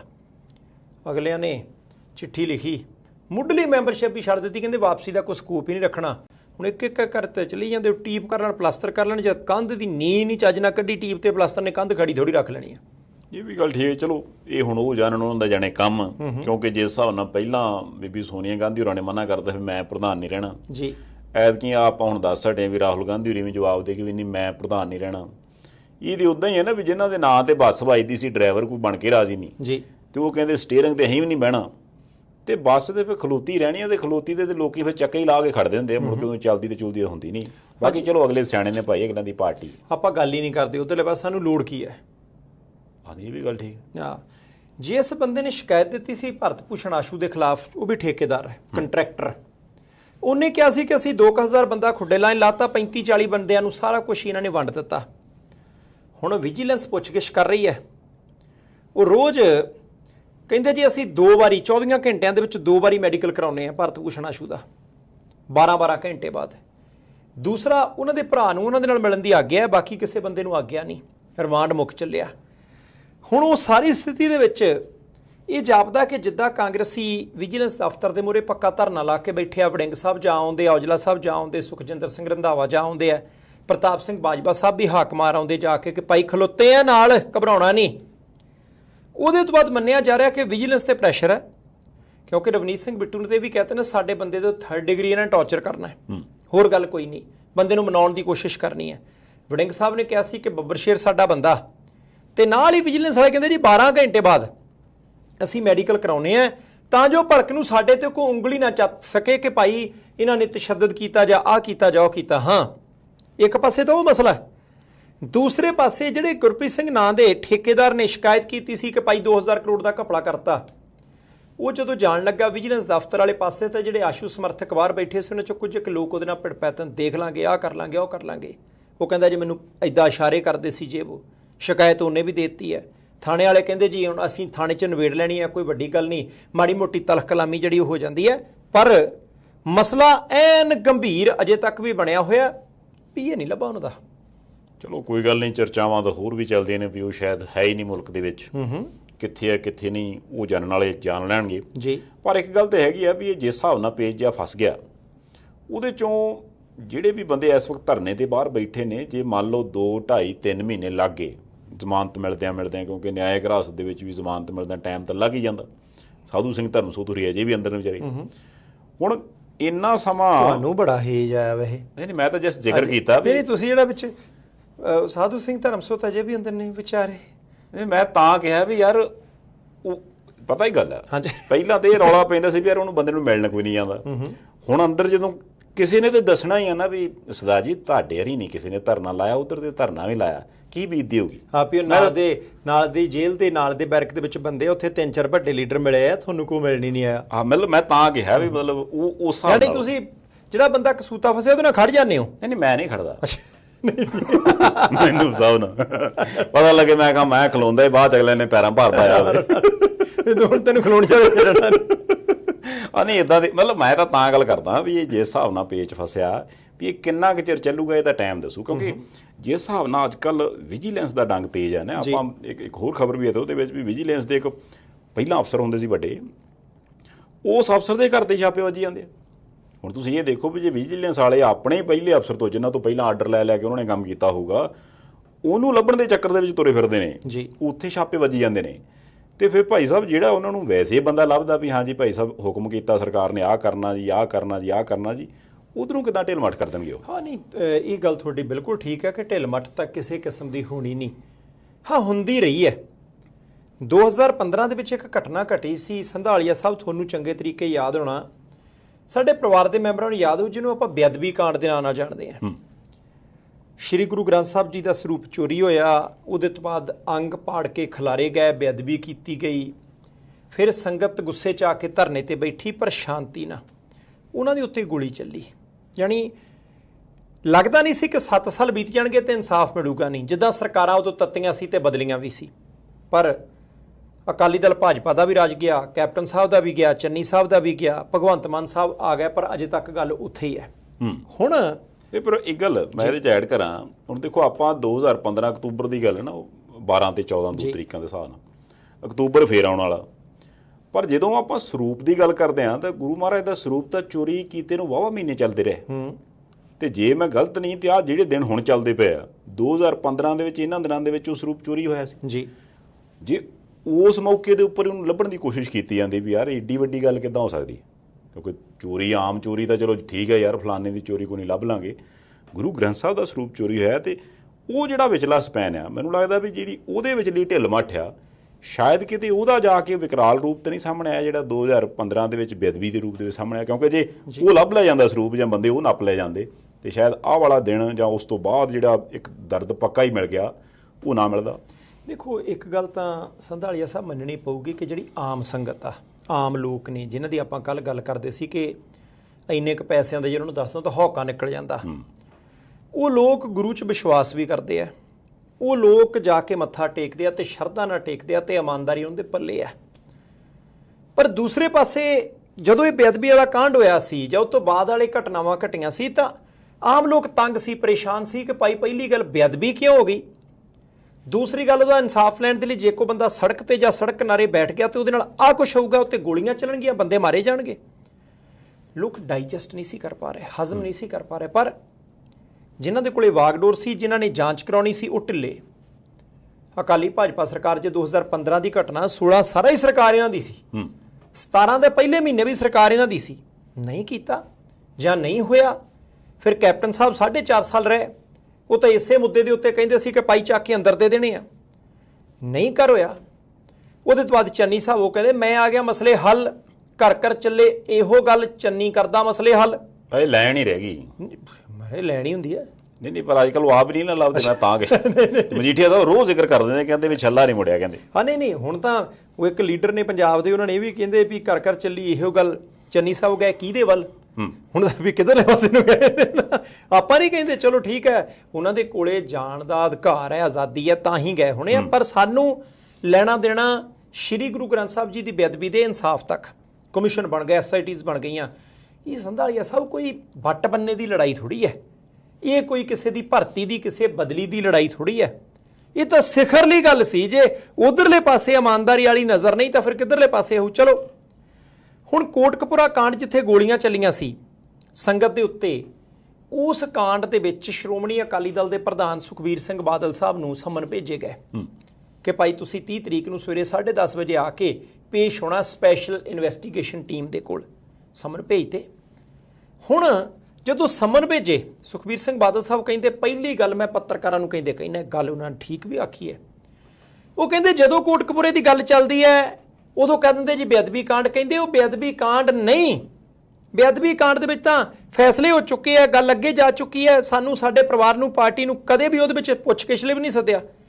ਇਹ ਕਹਿੰਦੇ ਗੋਲੀ ਕਾਂਡ ਹੈ, ਫਾਇਰਿੰਗ ਹੋਈ ਸੀ ਤੇ ਉਹਦੇ ਵਿੱਚ ਹੈ ਕਹਿੰਦੇ ਪਹਿਲੀ ਗੱਲ ਹੈ ਕਿ ਆ ਮਿਕਸ ਨਾ ਕਰੋ ਸਾਰਾ ਕੁਝ। ਦੂਸਰਾ ਉਹ ਕਹਿੰਦੇ ਦੇਖੋ ਮੇਰੇ ਕੋਲੋਂ ਤਾਂ ਇਹ ਪੁੱਛਣਾ ਨਾ ਕੀ ਗੋਲੀ ਕਿੱਦਾਂ ਚਲਾਈ, ਕਹਿੰਦੇ ਜਦ SDM ਸਾਹਿਬ ਮੰਨਦੇ ਆ ਕਿ ਮੈਂ ਹੁਕਮ ਦਿੱਤਾ, ਉਹਦੇ ਤੋਂ ਬਾਅਦ ਇਹ ਸਾਰਾ ਕੁਝ ਘਟਿਆ, ਫਿਰ ਕਹਿੰਦੇ ਮੈਨੂੰ ਤਾਂ ਸੱਦਣ ਦੀ ਕੋਈ ਤੁੱਕ ਨਹੀਂ ਬਣਦੀ, ਬਾਕੀ ਸੰਮਨ ਮੈਨੂੰ ਮਿਲਿਆ ਨਹੀਂ, ਜਿੱਦਣ ਮਿਲ ਜੂਗਾ ਉਦਣ ਆਪਾਂ ਬੜੇ ਆਰਾਮ ਦੇ ਨਾਲ ਜਾ ਕੇ ਪੇਸ਼ ਹੋ ਕੇ ਸਵਾਲਾਂ ਦੇ ਜਵਾਬ ਦੇ ਦੇਣਾ, ਆਪਾਂ ਡਰਦੇ ਹਾਂ ਕਿਸੇ ਤੋਂ। ਹੁਣ ਜਦੋਂ ਉਹ ਸਾਰੀਆਂ ਗੱਲਾਂ ਉਹਨਾਂ ਨੇ ਕਹਿਤੀਆਂ, ਸੰਧਾਲੀਆ ਸਾਹਿਬ ਇੱਕ ਗੱਲ ਤਾਂ ਹੈਗੀ ਐ, ਸਮੇਧ ਸੈਣੀ ਸਾਹਿਬ DGP ਰਹੇ ਨੇ ਪੰਜਾਬ ਦੇ, 4.5 ਘੰਟੇ ਪੁੱਛਗਿੱਛ ਹੋਈ। ਗ੍ਰਹਿ ਵਿਭਾਗ ਸੁਖਬੀਰ ਸਿੰਘ ਬਾਦਲ ਸਾਹਿਬ ਕੋਲ ਸੀ, ਪੰਜਾਬ ਪੁਲਿਸ ਗ੍ਰਹਿ ਵਿਭਾਗ ਦੇ ਅਧੀਨ ਆਉਂਦੀ ਹੈ। ਹੁਣ ਜਦੋਂ ਇਧਰਲੇ ਪਾਸੇ ਨੂੰ ਕੰਮ ਕੇ ਗੋਲੀ ਚਲਾਉਣ ਦਾ ਹੁਕਮ ਕਿਹਨੇ ਦਿੱਤਾ, ਕਿਉਂ ਦਿੱਤਾ, ਸਾਜ਼ਿਸ਼ 'ਚ ਸੀ ਤਾਂ ਕਿਹਨੇ ਘੜੀ, ਉਹ ਪਤਾ ਸ਼ਤਾ ਲਾਉਣ ਦੀ ਅਗਲੇ ਕੋਸ਼ਿਸ਼ ਕਰਨਗੇ। ਪਰ ਇਹ ਕਹਿੰਦੇ ਪਰਵਾਹ ਕੋਈ ਨਹੀਂ, ਸਾਡਾ ਲੈਣ ਦੇਣਾ ਕੋਈ ਨਹੀਂ। ਉਹਦੀ ਦੇਖੋ ਜਿਸ ਹਿਸਾਬ ਨਾਲ ਕੌਨਫੀਡੈਂਸ ਨਾਲ ਸੁਖਬੀਰ ਬਾਦਲ ਸਾਹਿਬ ਨੇ ਕਿਹਾ, ਉਹ ਤੋਂ ਲੱਗਦਾ ਤੇ ਇਹੀ ਹੈ ਕਿ ਉਹਨਾਂ ਨੂੰ ਜਾਪਦਾ ਵੀ ਕਿਉਂਕਿ ਵਿਰੋਧੀਆਂ ਦੀ ਸਰਕਾਰ ਆ ਜੀ, ਮੁੱਦਾ ਇੱਕ ਹੈਗਾ, ਇਸ ਮੁੱਦੇ ਦੇ ਉੱਪਰ ਉਹ ਕੋਸ਼ਿਸ਼ ਤੇ ਕਰਨਗੇ। ਕਿਉਂਕਿ ਇੱਕ ਪ੍ਰੈਸ ਕਾਨਫਰੰਸ ਵੀ ਤੇ ਕੀਤੀ ਗਈ ਨਾ, ਉਸ ਪ੍ਰੈਸ ਕਾਨਫਰੰਸ ਦੇ ਵਿੱਚ ਮਾਲਵਿੰਦਰ ਕੰਗ ਸਾਹਿਬ ਉਹ ਬੈਠੇ ਜੀ, ਉਹਨਾਂ ਨੇ ਜਦੋਂ ਗੱਲਬਾਤ ਕੀਤੀ ਉਹ ਕਹਿੰਦੇ ਦੇਖੋ ਗੱਲ ਇਹ ਹੈ ਕਿ ਵੀ ਬੜਾ ਕੁਝ ਕਲੀਅਰ ਹੈ ਵੀ ਜਿਹੜੇ ਥੱਲੇ ਵਾਲੇ ਬੰਦੇ ਨੇ ਉਹਨਾਂ ਨੇ ਤਾਂ ਹੁਕਮ ਵਜਾਉਣਾ, ਵੀ ਉਹ ਹੁਕਮ ਕਿਤੇੋਂ ਆਇਆ ਤੇ ਉੱਤੋਂ ਹੋਊਗਾ ਨਾ। ਤੇ ਉਹ ਕਹਿੰਦੇ ਵੀ ਉਸ ਵਕਤ ਜੇ ਸਭ ਤੋਂ ਉਤਲੇ ਅਹੁਦੇ ਤੇ ਦੇਖਿਆ ਜਾਵੇ ਤੇ ਸੁਖਬੀਰ ਸਿੰਘ ਬਾਦਲ ਸਾਹਿਬ ਬੈਠੇ ਸੀ, ਕਿਉਂਕਿ ਗ੍ਰਹਿ ਵਿਭਾਗ ਉਹਨਾਂ ਦੇ ਕੋਲ ਸੀਗਾ। ਹੁਣ ਗ੍ਰਹਿ ਵਿਭਾਗ ਉਹਨਾਂ ਦੇ ਕੋਲ, ਇੱਕ ਕੰਗ ਸਾਹਿਬ ਦਾ ਕਹਿਣਾ ਵੀ ਉਹਨਾਂ ਦੇ ਕਾਰਜਕਾਰ ਦੇ ਦੌਰਾਨ ਉਹ ਕਿਉਂਕਿ ਉੱਪਰ ਬੈਠੇ ਸੀਗੇ, ਜਿਹੜਾ ਕਹਿੰਦੇ ਉਹਨਾਂ ਦੇ ਨਾਲ ਉਸ ਮੌਕੇ ਦੇ ਪੁਲਿਸ ਦਾ ਮੁਖੀ ਸੀ ਉਹ ਵੀ ਉਹਨਾਂ ਦੇ ਕਹਿਣੇ 'ਚ ਸੀਗਾ, ਉਹਨਾਂ ਦੇ ਹਿਸਾਬ ਨਾਲ ਜੋ ਉੱਪਰੋਂ ਉਹਨਾਂ ਨੇ ਕਿਹਾ, ਜੋ ਜਿਸ ਤਰ੍ਹਾਂ ਉਹਨਾਂ ਦੇ ਹੁਕਮ ਗਏ ਉਸੇ ਤਰ੍ਹਾਂ ਥੱਲੇ ਹੋਇਆ। ਇਹ ਉਹਨਾਂ ਦਾ ਪੱਖ ਹੋ ਸਕਦਾ, ਪਰ ਕਾਰਨ ਇਹ ਹੈ ਨਾ ਵੀ ਇੱਦਾਂ ਦੀ ਗੱਲ ਤੇ ਜਦੋਂ ਕਾਂਗਰਸ ਪਾਰਟੀ ਦੀ ਸਰਕਾਰ ਸੀ ਉਹ ਵੀ ਕਹਿੰਦੇ ਸੀ ਵੀ ਕਾਲੀਆਂ ਕਰਾਤਾ, ਹੁਣ ਆਮ ਆਦਮੀ ਪਾਰਟੀ ਦੀ ਗੱਲ ਉਹ ਕਹਿੰਦੀ ਜੀ ਉਹਨਾਂ ਕਰਾਤਾ। ਅਸਲ ਦੇ ਵਿੱਚ ਨਵੇੜਾ ਤੇ ਜਾ ਕੇ ਅਦਾਲਤ 'ਚ ਹੋਣਾ ਜੀ। ਉਹ ਗੱਲ ਤੁਹਾਡੀ ਠੀਕ ਆ, ਜਿਹੜਾ ਮੁੱਦਾ ਸੁਖਬੀਰ ਸਿੰਘ ਬਾਦਲ ਸਾਹਿਬ ਕਹਿੰਦੇ ਨੇ ਵੀ ਕਿਉਂਕਿ ਜਿਹੜੇ ਮੌਕੇ ਦੇ ਮੈਜਿਸਟਰੇਟ ਸਾਹਿਬ ਨੇ, SDM ਸਾਹਿਬ, ਜੋ ਡਿਸੀਜਨ ਉਹਨਾਂ ਦਾ ਮੌਕੇ ਤੇ ਉਹਨਾਂ ਦੇ ਹਾਲਾਤਾਂ ਦੇ ਹਿਸਾਬ ਨਾਲ, ਕਿਉਂਕਿ ਉਹਨਾਂ ਅਗਲਿਆਂ ਕੋਲੇ ਪਾਵਰ, ਉਹਨਾਂ ਨੇ ਪਾਵਰ ਦੇ ਹਿਸਾਬ ਨਾਲ ਡਿਸੀਜਨ ਲੈ ਲਿਆ, ਹੁਣ ਜੇ ਗੱਲ ਉੱਥੇ ਆਣ ਕੇ ਟੇਕੀ ਕਿ ਭਾਈ ਸਾਹਿਬ ਉਹ ਤਾਂ ਥੱਲੇ ਉਹਨਾਂ ਦੇ ਕੋਲ ਪਾਵਰ ਹੈ, ਉਹਨਾਂ ਨੇ ਵੇਖਿਆ ਵੀ ਇਸ ਵਕਤ ਇਸ ਚੀਜ਼ ਦੀ ਲੋੜ ਹੈ ਤੇ ਉਹ ਬੰਦਾ ਐਕਸੈਪਟ ਵੀ ਕਰ ਰਿਹਾ ਵੀ ਹਾਂਜੀ ਮੈਂ ਕੀਤਾ, ਇਹਦਾ ਉੱਪਰਲੇ ਕਿਸੇ ਚੀਜ਼ ਨਾਲ ਲਿੰਕ ਜੁੜਦਾ ਹੀ ਨਹੀਂ, ਤੇ ਫਿਰ ਇਹ ਜਿਹੜਾ ਕੇਸ ਇਹਦਾ ਕੀ ਬਣੂਗਾ। ਦੂਜਾ ਐਂਗਲ ਜਿਹੜੀ ਮੈਂ ਸੋਚਦਾ ਸੀ ਚੀਜ਼, ਤੁਸੀਂ ਦੇਖੋ ਵੀ 4.5 ਸਾਲ ਤਾਂ ਉਹ ਹੋ ਗਏ, ਚੰਨੀ ਸਾਹਿਬ ਵਾਲਾ ਸਮਾਂ ਨਿਕਲ ਗਿਆ, 3 ਮਹੀਨੇ ਪਹਿਲਾਂ ਇਹਨਾਂ ਨੇ ਮੰਗੇ ਸੀ ਕਿਉਂਕਿ ਉਹ ਧਰਨਾ ਉੱਥੇ ਲੱਗਾ ਸੀਗਾ, 3 ਮਹੀਨਿਆਂ ਬਾਅਦ ਜਾ ਕੇ ਫਿਰ 15 ਦਿਨ ਹੋਰ ਮੰਗੇ, ਉਹ ਵੀ ਮਿਲ ਗਏ, 15 ਦਿਨਾਂ ਤੋਂ ਬਾਅਦ ਜਾ ਕੇ ਫਿਰ 6 ਮਹੀਨੇ ਮੰਗੇ ਕਿ ਯਾਰ ਐਡੀ ਛੇਤੀ ਮਸਲਾ ਨਹੀਂ ਹੱਲ ਹੋਣਾ, ਥੋੜ੍ਹਾ ਟਾਈਮ ਦੇ ਦਿਓ। ਹੁਣ ਜੇ ਇਹ ਸਾਰਾ ਕੁਝ ਕਰਦਿਆਂ ਉਹ 6 ਮਹੀਨੇ ਵੀ ਲੰਘ ਗਏ ਜੀ, ਤੇ ਫਿਰ ਜਿਹੜੀ ਸਰਕਾਰ ਹੈ ਉਹ ਕੀ ਜਵਾਬ ਦੇਊਗੀ?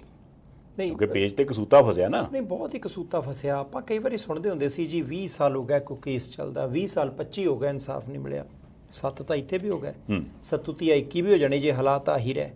ਹੁਣ ਇੱਥੇ ਇੱਕ ਵੱਖਰੇ ਤਰ੍ਹਾਂ ਦਾ ਪੱਖ ਆਇਆ ਕੁੰਵਰ ਵਿਜੇ ਪ੍ਰਤਾਪ ਸਿੰਘ ਹੋਰਾਂ ਦਾ। ਸੁਖਬੀਰ ਸਿੰਘ ਬਾਦਲ ਸਾਹਿਬ ਤਾਂ ਕਹਿੰਦੇ ਜੀ ਲੈਣਾ ਦੇਣਾ ਹੀ ਕੋਈ ਨਹੀਂ, ਕਸੂਰ ਹੀ ਕੋਈ ਨਹੀਂ।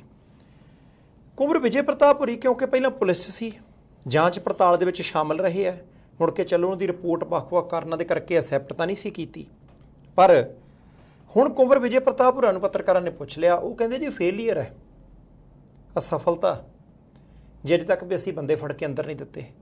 ਬਾਕੀ ਉਹ ਕਹਿੰਦੇ ਜੇ 7-7 ਸਾਲ ਬਾਅਦ ਵੀ ਆਪਾਂ ਸਮਨ ਭੇਜ ਕੇ ਬੰਦੇ ਪੁੱਛਗਿੱਛ ਲਈ ਸੱਦਣੇ ਆ ਤਾਂ ਮੈਨੂੰ ਲੱਗਦਾ ਇਨਸਾਫ ਦੂਰ ਜਾਈ ਜਾਂਦਾ। ਉਹ ਕਹਿੰਦੇ ਬੰਦੇ ਫੜਨੇ ਚਾਹੀਦੇ ਆ ਜਿਨ੍ਹਾਂ ਦੇ ਖਿਲਾਫ ਸਬੂਤ ਹੈਗੇ ਆ, ਤੇ ਸਬੂਤ ਉਹ ਕਹਿੰਦੇ ਹੈਗੇ ਆ, ਹਾਲਾਂਕਿ ਨਾਂ ਨਹੀਂ ਉਹਨਾਂ ਨੇ ਲਿਆ, ਪਰ ਕੁੰਵਰ ਵਿਜੇ ਪ੍ਰਤਾਪ ਵਰਗਾ ਬੰਦਾ ਜਿਹਨੂੰ ਲੋਕਾਂ ਨੇ ਵੋਟਾਂ ਪਾ ਕੇ MLA ਬਣਾਇਆ ਤੇ ਪਹਿਲਾਂ ਫੋਰਸ ਦੇ ਵਿੱਚ ਸੀ, ਜਦੋਂ ਉਹ ਇਸ ਤਰੀਕੇ ਕਹਿ ਰਹੇ ਆ ਤਾਂ ਫਿਰ ਇਹਦਾ ਮਤਲਬ ਕਿਤੇ ਨਾ ਕਿਤੇ ਕਾਰਵਾਈ ਥੋੜੀ ਢਿੱਲੀ ਹੈ। ਇਹ ਤੇ ਹੁਣ ਕੁੰਵਰ ਵਿਜੇ ਪ੍ਰਤਾਪ ਹੋਰੀ ਕਹਿੰਦੇ ਨੇ ਨਾ ਕਿਉਂਕਿ ਉਹ ਉਹੀ ਮੇਰਾ ਖਿਆਲ ਆਮ ਆਦਮੀ ਪਾਰਟੀ ਦੇ ਵਿੱਚੋਂ ਐਸੇ MLA ਨੇ ਜਿਹੜੇ ਇਸ ਕੇਸ ਨਾਲ ਇਹ ਸਾਰੇ ਕੁਝ ਤੋਂ ਪਹਿਲਾਂ ਵੀ ਜੁੜੇ ਰਹੇ ਜੀ, ਤੇ ਉਹਨਾਂ ਨੇ ਤਾਂ ਜਾਂਚ ਕੀਤੀ ਆ, ਪੁੱਛ ਪੜਤਾਲ ਹੁੰਦੀ ਰਹੀ ਹੈ। ਮੇਰਾ ਖਿਆਲ ਉਹ ਦਿਨ ਵੀ ਯਾਦ ਨੇ ਜਦੋਂ ਪਹਿਲੀ ਵਾਰ ਸੰਮਣ ਹੁੰਦੇ ਨੇ ਵੱਡੇ ਬਾਲ ਸਾਹਿਬ ਨੂੰ, ਸੁਖਬੀਰ ਬਾਲ ਸਾਹਿਬ ਨੂੰ, ਐਂਡ ਉਦੋਂ ਮਨਾ ਕਰ ਦਿੱਤਾ ਜਾਂਦਾ ਵੀ ਉਹ ਸ਼ਖਸ ਉੱਥੇ ਆ ਭਾਈ ਸਾਹਿਬ, ਉਹ ਤਾਂ ਪੁੱਛਗਿੱਛ ਲਈ ਆ ਹੀ ਨਹੀਂ ਸਕਦੇ ਹੈ ਨਾ। ਹੁਣ ਦੇਖੋ ਵੀ ਜਿਸ ਮੌਕੇ ਤੇ ਉਹ ਗੱਲ ਚੱਲੀ ਸੀ ਉਦੋਂ ਤਾਂ ਕੁੰਵਰ ਵਿਜੇ ਪ੍ਰਤਾਪ ਹੋਰਾਂ ਦੇ ਨਾਲ ਅਗਲੇ ਕੁਐਸਚਨਾਂ ਦੇ ਆਨਸਰ ਦੇਣ ਨੂੰ ਵੀ ਤਿਆਰ ਨਹੀਂ ਸੀ ਜੀ। ਇਹਦਾ ਮਤਲਬ ਉਹ ਕੜੱਤਣ ਤੇ ਉਦੋਂ ਤੋਂ ਤੁਰੀ ਆ ਰਹੀ। ਬਹੁਤ ਸਾਰੇ ਬਿਆਨ ਆਪਾਂ ਅਕਾਲੀ ਦਲ ਦੇ ਵੀ ਸੁਣੇ, ਬਹੁਤ ਸਾਰੇ ਬਿਆਨ ਇੱਧਰੋਂ ਕੁੰਵਰ ਵਿਜੇ ਪ੍ਰਤਾਪ ਹੋਰਾਂ ਦੇ ਵੀ ਆਏ, ਪਰ ਜਿੱਦਾਂ ਉਹ ਕਹਿੰਦੇ ਨੇ ਵੀ ਹਾਂਜੀ ਇਹ ਤਾਂ ਗ੍ਰਿਫਤਾਰੀ ਹੋਣੀ ਚਾਹੀਦੀ ਸੀ, ਹੋ ਸਕਦਾ ਵੀ ਕੱਲ ਨੂੰ ਉਹਨਾਂ ਵਾਲੀ ਧਿਰ ਵਾਲੇ ਪਾਸਿਓਂ ਕੋਈ ਇਹ ਸਵਾਲ ਪੁੱਛ ਲਵੇ ਵੀ ਜੇ ਹੋ ਸਕਦੀ ਸੀ ਤੇ ਇੰਨੇ ਚਿਰ ਦੀ ਕੀਤੀ ਕਿਉਂ ਨਾ, ਕਿਉਂਕਿ ਉਹਦੇ ਪਾਵਰ ਵੀ ਸੀ ਕਰਨ ਦੀ। ਬਾਕੀ ਸੰਧਾਲੀਆ ਸਾਹਿਬ ਮੈਨੂੰ ਇੱਕ ਇਹ ਵੀ ਗੱਲ ਕਿਤੇ ਨਾ ਕਿਤੇ ਲੱਗਦੀ ਹੈ ਕਿ ਠੀਕ ਹੈ ਅਸੀਂ ਨਹੀਂ ਕਹਿੰਦੇ ਕੋਈ ਬੰਦਾ ਇਹਦੇ ਵਿੱਚ ਦੋਸ਼ੀ ਹੈ ਜਾਂ ਕੌਣ ਬੇਦੋਸ਼ ਹੈ, ਪਰ ਜਿਨ੍ਹਾਂ ਲੀਡਰਾਂ ਦੇ ਹੱਥ ਕਮਾਂਡ ਰਹੀ ਹੈ ਸਾਰੀਆਂ ਹੀ ਪਾਰਟੀਆਂ, ਆਪ, ਕਾਂਗਰਸ, ਅਕਾਲੀ, ਭਾਜਪਾ, ਸਾਰੀਆਂ ਉਸ ਤੋਂ ਬਾਅਦ ਸਰਕਾਰ 'ਚ ਰਹੀਆਂ ਬਾਈ ਚਾਂਸ, ਆਪਾਂ ਇਹ ਕਹਿ ਕੇ ਤਾਂ ਪਰੇ ਨਹੀਂ ਹੋ ਸਕਦੇ, ਨਾ ਆਪ ਵਾਲੇ, ਨਾ ਅਕਾਲੀ ਦਲ ਵਾਲੇ, ਨਾ ਕਾਂਗਰਸ ਵਾਲੇ, ਕਿ ਅਸੀਂ ਨਹੀਂ। ਸ਼੍ਰੀ ਗੁਰੂ ਗ੍ਰੰਥ ਸਾਹਿਬ ਜੀ ਦਾ ਸਰੂਪ ਚੋਰੀ ਹੋਇਆ, ਪੱਤਰੇ ਪਾੜੇ ਗਏ, ਬੇਅਦਬੀ ਕੀਤੀ ਗਈ, ਖਿਲਾਰੇ ਗਏ, ਇਹ ਸੱਚ ਹੈ ਨਾ। ਗੋਲੀ ਚੱਲੀ ਆ, ਬੰਦੇ ਮਰੇ ਨੇ, ਜ਼ਖਮੀ ਹੋਇਆ, ਲਾਠੀ ਚਾਰਜ ਹੋਇਆ, ਕਿਸ ਨੇ ਤਾਂ ਕੀਤਾ, ਤੁਸੀਂ ਨਹੀਂ ਕੀਤਾ ਵੱਖਰੀ ਗੱਲ ਹੈ, ਪਰ ਪੰਜਾਬ ਤਾਂ ਤੁਹਾਡੇ ਹੱਥਾਂ 'ਚ ਹੈ ਜਾਂ ਰਿਹਾ, ਇਸ ਕਰਕੇ ਉਹ ਬੰਦੇ ਲਵਾਉਣੇ ਕਿਹਨੇ ਆ। ਬੜੀ ਵਾਰੀ ਆਪਾਂ ਗੱਲ ਕਰਦੇ ਹੁੰਦੇ 1984 'ਚ ਹਜ਼ਾਰਾਂ ਬੰਦਿਆਂ ਦਾ ਕਤਲ ਹੋ ਗਿਆ ਸਿੱਖਾਂ ਦਾ, ਸਬੂਤਾਂ ਦੀ ਘਾਟ ਦੇ ਕਰਕੇ ਬੰਦਾ ਬਰੀ ਕਰਤਾ, ਠੀਕ ਗੱਲ ਹੈ, ਬਰੀ ਕਰੋ ਬੰਦਾ, ਕੋਈ ਗੱਲ ਨਹੀਂ, ਪਰ ਕਤਲ ਤਾਂ ਹੋਇਆ ਨਾ, ਕੀਤੇ ਕਿਹਨੇ ਆ, ਪਤਾ ਕਿਹਨੇ ਲਾਉਣਾ ਹੈ। ਆਮ ਬੰਦੇ ਦੇ ਹੈਸੀਅਤ ਨਹੀਂ, ਆਮ ਬੰਦੇ ਦੇ ਅਧਿਕਾਰ ਖੇਤਰ 'ਚ ਨਹੀਂ, ਆਮ ਬੰਦਾ ਉੱਥੇ ਤੱਕ ਨਹੀਂ ਅਪੜ ਸਕਦਾ। ਤੁਹਾਨੂੰ ਸਰਕਾਰਾਂ ਚਲਾਉਣ ਦਾ, ਕਾਨੂੰਨ ਦੇ ਮੁਤਾਬਕ ਕੰਮ ਕਰਨ ਦਾ ਲੋਕਾਂ ਮੌਕਾ ਦਿੱਤਾ, ਤੁਹਾਡੀ ਡਿਊਟੀ ਹੈ। ਨਹੀਂ ਹੈਗੀ ਆ। ਬਾਕੀ ਇਹ ਸਾਰੇ ਕੁਛ ਜਾਂ ਇਸ ਤੋਂ ਪਹਿਲੀਆਂ ਕੇਸਾਂ ਜਿੰਨੇ ਵੀ ਲਟਕਦੇ ਆਏ ਨੇ, ਉਹਨਾਂ ਸਾਰਿਆਂ ਕੇਸਾਂ ਦੇ ਵਿੱਚ ਲਟਕਦਾ ਉਹੀ ਕੇਸ ਆ ਜਿਹਦੀ ਤਾਰ ਕਿਤੇ ਨਾ ਕਿਤੇ ਜਾ ਕੇ ਵੱਡਿਆਂ ਲੋਕਾਂ ਨਾਲ ਜੁੜਦੀ। ਨਹੀਂ ਤੇ ਮਾਤੜ ਤੋਂ ਮਾਤੜ ਬੰਦੇ ਦਾ ਤੇ ਉੱਤੇ 26 ਦਾ ਕੇਸ ਹੋਵੇ ਤੇ ਮੈਨੂੰ ਨਹੀਂ ਲੱਗਦਾ ਵੀ ਥਾਣੇ ਵਾਲੇ 10 ਦਿਨ ਵੀ ਲਾਉਂਦੇ ਨਿਬੇੜਨ ਲੱਗਿਆ, ਹੈ ਨਾ। ਤੇ ਮਹੀਨੇ ਦੇ ਵਿੱਚ ਤੇ ਸਾਰਾ ਕੁਝ ਹੋ ਵੀ ਨਿਬੜਨ ਨੂੰ ਜਾਂਦਾ, ਉਹਨਾਂ ਜਦੋਂ ਘਰ ਦੇ ਬੀਬੀਆਂ ਵਿਚਾਰੀਆਂ ਘਰੇ ਚੁੱਲ੍ਹਾ ਠੰਡਾ ਪਿਆ ਹੁੰਦਾ, ਹਾਂ ਕੀ ਕਰੀਏ ਜੀ ਹੁਣ ਸਜ਼ਾ ਹੋ ਗਈ। ਮੈਨੂੰ ਇਹ ਨਹੀਂ ਸਮਝ ਆਉਂਦੀ ਹੁੰਦੀ ਵੀ ਜੇ ਮਾਤੜ ਤੋਂ ਮਾਤੜ ਬੰਦਾ ਜਿਹੜਾ ਉਹਨੂੰ ਮਿੰਟੋ ਮਿੰਟ ਸਾਰਾ ਕੁਝ ਲੱਭ ਵੀ ਲਿਆ ਜਾਂਦਾ ਤੇ ਅਗਲੇ ਮਨਾ ਵੀ ਲੈਂਦੇ ਤੇ ਚੀਜ਼ਾਂ ਵੀ ਪੂਰੀਆਂ ਹੋ ਜਾਂਦੀਆਂ, ਜਦੋਂ ਕੋਈ ਕੇਸ ਹਾਈ ਪ੍ਰੋਫਾਈਲ ਹੋ ਜਾਂਦਾ ਵੀ ਉਹਦੇ ਵਿੱਚ ਇਨਵੋਲਵਮੈਂਟ ਜਿਹੜੀ ਆ ਉਹ ਉਹਨਾਂ ਲੋਕਾਂ ਦੀ ਹੋ ਜਾਂਦੀ ਹੈ ਜਾਂ ਉਹਨਾਂ ਲੋਕਾਂ ਤੱਕ ਪੁੱਛਗਿੱਛ ਜਾਂਦੀ ਆ ਜਿਨ੍ਹਾਂ ਲੋਕਾਂ ਦੀ ਪਹੁੰਚ ਬੜੀ ਦੂਰ ਤੱਕ ਹੈ, ਫਿਰ ਉਹ ਕਹਿੰਦੇ ਨੇ ਉੱਥੇ ਫਿਰ ਉਹ ਇੱਦਾਂ ਨਹੀਂ ਆ ਜੇ ਉਹਨਾਂ ਨੇ ਕਿਹਾ, ਉਹਨਾਂ ਨੇ ਟਾਈਮ ਮੰਗ ਲਿਆ, ਫਿਰ ਟਾਈਮ ਵੀ ਦਿੱਤਾ ਜਾਂਦਾ। ਉਹ ਨਾ ਜੀ ਉਹਨਾਂ ਨੇ ਕਿਹਾ ਵੀ ਇੱਕ ਉਹਦੇ ਵਿੱਚ ਕੁੰਡੀ ਹੈ ਨਹੀਂ ਜੀ, ਉਸ ਕੁੰਡੀ ਦੇ ਹਿਸਾਬ ਨਾਲ ਧਾਰਾ ਇੰਨੀ ਨੂੰ ਘੁਮਾ ਕੇ ਜਦੋਂ ਇੰਨੀ ਨੂੰ ਵਿੱਚ ਫਸਾ ਕੇ ਦੇਖਦੇ ਆ, ਉੱਥੇ ਗੱਲ ਆ ਜਾਂਦੀ ਹੈ। ਉਹ ਬੰਦਾ ਫਿਰ ਜਿਹੜਾ ਉਹ ਕਾਰਨ ਹੈ ਨਾ, ਹੁਣ ਜੇਲ੍ਹਾਂ ਦੇ ਵਿੱਚ ਇੰਨੇ ਲੋਕ ਬੈਠੇ ਨੇ, ਜਦੋਂ ਉਹਨਾਂ ਸਾਰਿਆਂ ਨੂੰ ਸਾਹਮਣੇ ਜਾ ਕੇ ਪਤਾ ਲੱਗਦਾ ਵੀ ਯਾਰ ਸਾਡੀ ਨਾ ਪਤਾ ਨਹੀਂ ਇਹ ਧਾਰਾ ਕਿੱਧਰ ਗਈ ਸੀ ਯਾਰ। ਨਹੀਂ, ਇਹ ਗੱਲ ਤੁਹਾਡੀ ਠੀਕ ਹੈ। ਬਾਕੀ ਸੰਧਾਲੀਆ ਸਾਹਿਬ ਕੁਛ ਘੰਟੇ ਚਰਚਾ ਚੱਲੀ, ਸੁਖਬੀਰ ਸਿੰਘ ਬਾਦਲ ਸਾਹਿਬ ਨੇ ਪ੍ਰੈਸ ਕਾਨਫਰੰਸ ਕਰਤੀ, ਕਿਉਂਕਿ ਰੌਲਾ ਇਹ ਪੈਂਦਾ ਸੀ ਕਾਂਗਰਸੀਆਂ ਤੇ ਕਾਰਵਾਈ ਕਰਨ ਤੋਂ ਬਾਅਦ ਆਮ ਆਦਮੀ ਪਾਰਟੀ ਦੀ ਸਰਕਾਰ ਹੁਣ ਅਕਾਲੀਆਂ ਵੱਲ ਹੋਈ ਸਿੱਧੀ। ਇਦਾਂ ਦੀਆਂ ਸੁਰਖੀਆਂ ਚੱਲਣ ਲੱਗ ਪਈਆਂ ਸੀ। ਲੋਕ ਵੀ ਕਹਿੰਦੇ ਹੈ ਸੱਦ ਲੈ। ਹੁਣ ਸੁਖਬੀਰ ਸਿੰਘ ਬਾਦਲ ਸਾਹਿਬ ਨੇ ਪ੍ਰੈਸ ਕਾਨਫਰੰਸ ਕਰਕੇ ਪਹਿਲਾਂ ਤਾਂ ਇਹ ਕਿਹਾ ਕਿ ਐਸਡੀਐਮ ਹੋਰੀ ਜ਼ਿੰਮੇਵਾਰੀ ਲੈਂਦੇ ਆ ਕਿ ਗੋਲੀ ਚਲਾਉਣ ਦਾ ਆਰਡਰ ਮੈਂ ਦਿੱਤਾ, ਮੈਨੂੰ ਐਵੇਂ ਸੱਦੀ ਜਾਂਦੇ ਆ, ਬਾਕੀ ਕਹਿੰਦੇ ਫਿਰ ਵੀ ਜਾਵਾਂਗੇ। ਨਾਲ ਦੀ ਨਾਲ ਉਹ ਕਹਿੰਦੇ 500 ਕਰੋੜ ਖਾ ਚੱਲੇ ਸੀ, 500 ਕਰੋੜ ਆਮ ਆਦਮੀ ਪਾਰਟੀ ਦੀ ਪੰਜਾਬ ਸਰਕਾਰ ਵਾਲੇ। ਉਹ ਕਹਿੰਦੇ ਦਿੱਲੀ ਸਿਸੋਦੀਆ ਦੇ ਉੱਤੇ ਕਦ ਲਈ ਪਰਚਾ ਹੋਇਆ ਕਿ ਉਹਨਾਂ ਨੇ ਨਵੀਂ ਐਕਸਾਈਜ਼ ਪਾਲਿਸੀ ਬਣਾ ਲਈ, ਉਹਦੇ ਵਿੱਚ 4 ਬੰਦਿਆਂ ਨੂੰ ਜਾਣੀ ਕਿ ਥੋੜ੍ਹੇ ਜਿਹਾ ਬੰਦਿਆਂ ਨੂੰ ਲਾਹਾ ਦਿੱਤਾ। ਉਹਨਾਂ ਬੰਦਿਆਂ ਨੇ ਕਹਿੰਦੇ ਪੰਜਾਬ ਦੀ ਪਾਲਿਸੀ ਬਣਾਈ ਹੈ। ਸੁਖਬੀਰ ਸਿੰਘ ਬਾਦਲ ਸਾਹਿਬ ਨੇ ਕਿਹਾ, ਉਹ ਕਹਿੰਦੇ ਆ ਦੇਖੋ ਮੈਂ ਕਾਗਜ਼ ਕਢਾਏ ਆ। ਹੁਣ ਉਹਨਾਂ ਨੇ ਜੋ ਤਰਕ ਦਿੱਤਾ ਕਿ 500 ਕਰੋੜ ਦਾ ਘਪਲਾ ਕਿਵੇਂ, ਉਹ ਕਹਿੰਦੇ ਜੀ ਇੱਥੇ ਫੈਕਟਰੀ ਹੈ, ਫੈਕਟਰੀ 'ਚ ਸ਼ਰਾਬ ਬਣਦੀ ਹੈ, ਇੱਥੇ ਸ਼ਰਾਬ ਵਿਕਦੀ ਹੈ, ਠੇਕਾ ਸ਼ਰਾਬ ਦੇਸੀ ਤੇ ਅੰਗਰੇਜ਼ੀ, ਠੰਡੀ ਬੀਅਰ, ਇੱਥੇ ਠੰਡੀ ਬੀਅਰ ਮਿਲਦੀ ਹੈ ਤੇ ਨਾਲ ਉਹ ਇੱਕ ਓਪਨਰ ਲਟਕਦਾ ਹੁੰਦਾ, ਇੱਕ ਪਾਸੇ ਕਈ ਥਾਂ ਲੂਣ ਦਾ ਪੈਕਟ ਵੀ ਪਿਆ ਹੁੰਦਾ ਤੇ ਪਾਣੀ ਨੇ ਹੁੰਦਾ ਰੱਖਿਆ। ਹਾਂ ਚਲੋ ਠੀਕ ਹੈ, ਨਾਲ ਹੀ ਇੱਕ ਖੋਖਾ, ਉੱਥੇ ਉਬਲੇ ਆਂਡੇ, ਮੇਰਾ ਖਿਆਲ ਇਦਾਂ ਹੀ। ਮੈਨੂੰ ਤਾਂ ਐ ਪੁੱਛੀ ਜਾਂਦੇ ਵੀ ਮੇਰਾ ਆਪਣਾ ਠੇਕਾ ਹੁੰਦਾ। ਨਹੀਂ ਮੈਂ ਕਿਹਾ ਫਿਰ ਹੁੰਦਾ ਨਹੀਂ, ਆਪਦੇ ਥਾਂ 'ਚ ਦਿੱਤਾ ਹੁੰਦਾ। ਚਲੋ ਇਦਾਂ ਦਾ ਕੁਝ ਨਹੀਂ, ਇਦਾਂ ਦਾ ਕੁਝ ਨਹੀਂ, ਠੀਕ ਹੈ ਜੀ। ਨਹੀਂ ਸਿੱਧਾ ਨਹੀਂ, ਕਿਸੇ ਦੇ ਨਾਂ ਦਿੱਤਾ ਹੋਣਾ। ਅੱਛਾ ਸੰਧਾ ਵਾਲੀਆ ਸਭ ਗੱਲ ਪਤਾ ਕੀ, ਉਹ ਕਹਿੰਦੇ ਜੀ ਜਿਹੜੇ ਤਾਂ ਠੇਕੇ ਤੇ ਵੇਚਦੇ ਨੇ ਪਰਚੂਨ 'ਚ, ਇਧਰਲੇ ਪਾਸੇ ਬਣਾਉਣ ਵਾਲੇ, ਉਹਨਾਂ ਦੇ ਵਿਚਾਲੇ ਕਹਿੰਦੇ ਜੀ ਇੱਕ ਹੋਲਸੇਲਰ ਨੇ, ਥੋਕ ਤੇ ਵੇਚਣ ਵਾਲੇ ਸ਼ਰਾਬ, ਉਹ ਫੈਕਟਰੀ 'ਚੋਂ ਖਰੀਦਦੇ ਆ, ਇਹਨਾਂ ਨੂੰ ਵੇਚਦੇ ਆ ਤੇ ਉਹਨਾਂ ਦੇ ਕੋਲੇ ਹੁੰਦਾ L1 ਲਾਇਸੈਂਸ। ਤੇ ਉਹ ਕਹਿੰਦੇ ਜੀ L1 ਲਾਇਸੈਂਸ ਆਮ ਤੌਰ ਤੇ 60-70 ਬੰਦਿਆਂ ਕੋਲ ਹੁੰਦਾ ਆਮ ਹੀ ਪੰਜਾਬ 'ਚ, ਤੇ ਉਹਨਾਂ ਨੂੰ 5% ਮਿਲਦਾ ਕਮਿਸ਼ਨ। ਕਹਿੰਦੇ ਇਹਨਾਂ ਨੇ ਬੜੀ ਚੁਸਤੀ ਨਾਲ ਇਹ ਦੋਸ਼ ਲਾਇਆ ਕਿ ਐਸੀਆਂ ਸ਼ਰਤਾਂ ਲਾਈਆਂ ਕਿ L1 ਲਾਇਸੈਂਸ ਸਿਰਫ 2 ਬੰਦਿਆਂ ਕੋਲ ਰਹਿ ਗਿਆ, ਤੇ ਉਹਨਾਂ ਦੇ ਵਿੱਚੋਂ ਵੀ ਇੱਕ ਬੰਦਾ ਉਹ ਆ ਜਿਹਦੇ ਵਿੱਚੋਂ ਦਿੱਲੀ ਤੇ ਪਰਚਾ ਹੋ ਗਿਆ ਕਹਿੰਦੇ ਉੱਥੇ, ਤੇ ਉੱਥੇ ਪੰਜਾਬ ਤੇ ਕਿਉਂ ਨਹੀਂ ਹੋਣਾ ਚਾਹੀਦਾ। ਤੇ ਨਾਲ ਹੀ ਕਹਿੰਦੇ ਹੌਲੀ ਜਾਣੀ ਕਮਿਸ਼ਨ ਉਹਨਾਂ ਦਾ ਵਧਾ ਕੇ 5 ਤੋਂ 10% ਕਰਤਾ। ਪਹਿਲਾਂ ਕਹਿੰਦੇ ਜੀ ਥੱਲੇ ਠੇਕਿਆਂ ਵਾਲੇ 60-70 ਬੰਦਿਆਂ 'ਚ ਜਿੱਥੋਂ ਸਸਤੀ ਮਿਲਦੀ ਸੀ ਉੱਥੋਂ ਖਰੀਦਦੇ ਸੀ, ਹੁਣ 2 ਬੰਦੇ ਨੇ ਲੱਤੇ ਲੱਤ ਰੱਖ ਕੇ ਬੈਠੇ ਆ ਕਿ ਭਾਈ ਇੰਨੇ ਦੀ ਦਿਆਂਗੇ। ਉਹ ਕਹਿੰਦੇ ਜੀ ਉੱਪਰਲਾ ਜਿਹੜਾ 5% ਇਹਨਾਂ ਨੇ ਵਧਾਇਆ, ਉਹ ਤਕਰੀਬਨ 500 ਕਰੋੜ ਬਣਨਾ ਸੀ, ਉਹ ਆਮ ਆਦਮੀ ਪਾਰਟੀ ਨੂੰ ਮਿਲਣਾ ਸੀ। ਦਿੱਲੀ 'ਚ ਉਹਨਾਂ ਨੇ ਲਏ, ਪੰਜਾਬ ਦੀ ਇਲੈਕਸ਼ਨ 'ਚ ਪੈਸੇ ਲਏ, ਪੰਜਾਬ 'ਚੋਂ ਲੈ ਕੇ ਹੋਰਨਾਂ ਸੂਬਿਆਂ ਦੀਆਂ ਚੋਣਾਂ ਦੇ ਵਿੱਚ ਵਰਤਣੇ ਸੀ। ਤੇ ਉਹ ਕਹਿੰਦੇ ਜੀ CBI ਕੋਲ ਚੱਲੇ ਅਸੀਂ, ED ਕੋਲ ਚੱਲੇ ਆ, ਆਪ ਸ਼ਿਕਾਇਤ ਦੇਵਾਂਗੇ ਕਿ ਭਾਈ ਕਰਕੇ ਜਾਂਚ ਤੇ ਪਰਚਾ ਪੰਜਾਬ 'ਚ ਵੀ ਦਰਜ ਕਰੋ। ਹੁਣ ਆਮ ਆਦਮੀ ਪਾਰਟੀ ਦੀ ਪ੍ਰਤੀਕਿਰਿਆ ਆਉਂਦੀ ਹੈ, ਦੇਖਦੇ ਹਾਂ। ਦੇਖੋ ਗੱਲ ਇਹ ਆ ਵੀ ਇਹਨੂੰ ਕਹਿੰਦੇ ਆ ਵੀ ਅਸਲ ਦੇ ਵਿੱਚ ਜਿਹੜਾ ਘੁਲਣ ਵਾਲਾ ਭਲਵਾਨ ਹੁੰਦਾ ਨਾ ਜੀ, ਇਹ ਉਹਦਾ ਦਾ ਹੁੰਦਾ।